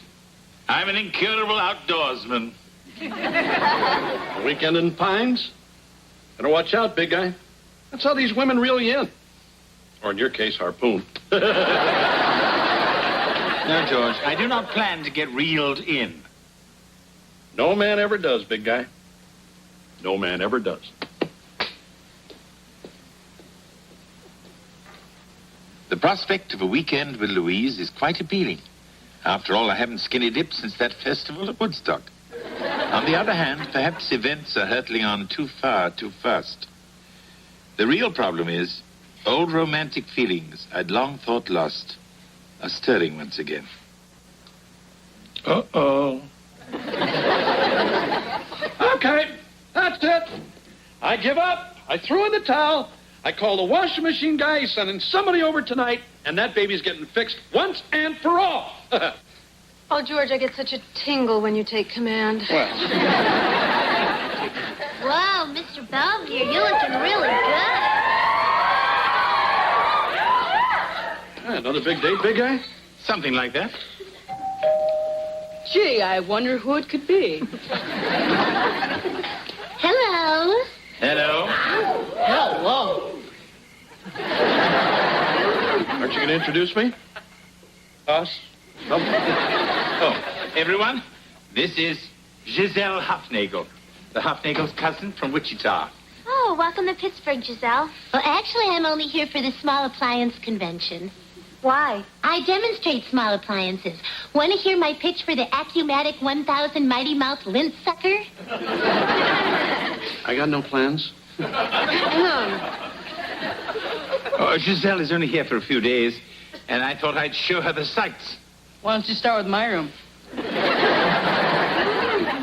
Well, shall we? I'll get it. It's probably the repairman. Oh, hi, Louise. Hello, George. Is Lynn ready?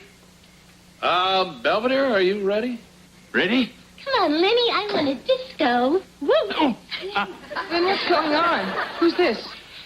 Louise, I'd like you to meet Giselle Hufnagel. How do you do? Pleased to make your allegiance. Want to hear my pitch for the Decade 2 nose hair plucker? It's rechargeable. Aren't we going on our trip? Trip? To a cabin in the woods, the pines. Ah, yes, the Pines. Yeah, oh, yeah. Well, there has been... that is to say that... I think you blew a circuit. I'm taking Giselle out on the town. What? I know I should have rang and told you, but I've had so much on my mind. If you never want to see me again, I quite understand. I see. Is there somewhere we can speak? Alone? Patio's available, big guy.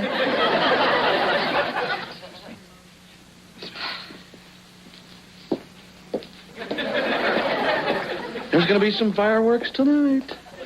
Speaking of fireworks, I'm Wesley. So what are you saying? Our big trip comes along and you simply forgot about it? It must be old age. I'm forgetting so many things lately. You didn't forget about your date with Trixie in there. Now, there's no need to drag Giselle into this. You're the one who dragged her in, remember? We didn't agree to go steady, Louise. Oh, so that's it. You think I'm crowding you. Well, if you want to play the field like some silverback Rwandan gorilla, be my guest.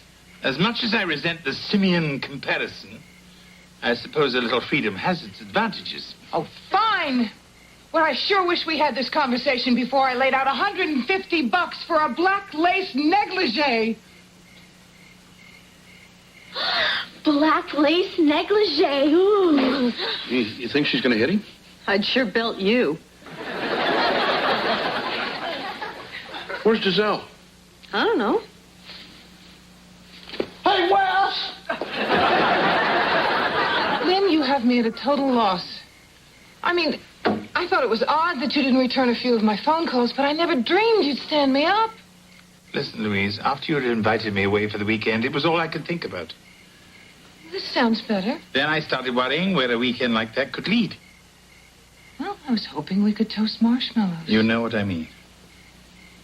I haven't been exactly comfortable with the runaway train we're on either. The truth of the matter is, I have trouble dealing with the kind of feelings I have for you. The last time I felt this way, I got so scared, I had to go and climb a mountain in Tibet. And you were hoping Giselle would save you the trek up Mount Kilimanjaro? I have a trunk full of small appliances. I'm sorry if I hurt you, Louise. Actually, I'm flattered. The question still remains. What are we going to do? You got awfully quiet out there. Maybe she killed him. Well, gee, I might. I want a party. Well, what do you think's going on? Oh, hey, knowing the big guy, he's probably letting her down easy. You know, giving her the old hasta la vista.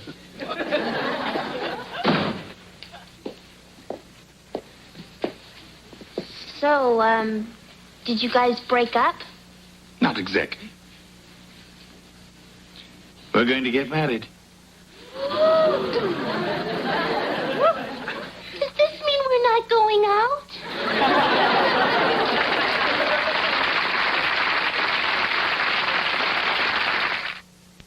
Next on Mr. Belvedere. Mr. Belvedere, isn't all of this kind of sudden? I believe marrying Louise will be the best thing I've ever done. You're going to be the first broad on the moon, Louise. Pow! It seems that Louise has been recalled to Rwanda. If you're her husband, that means that you're... I'd be going with her. Tuesday, kick off your holiday the all-American way with Tony and Angela on Who's the Boss. And Kevin comes to the rescue when Winnie becomes stage-struck in the school play on the Wonder Years. After, the holiday celebration continues, with Roseanne working for a boss half her age, and Christine shows her unswerving love for Coach. Now stay tuned for The Dead Zone on the Sunday Night Movie.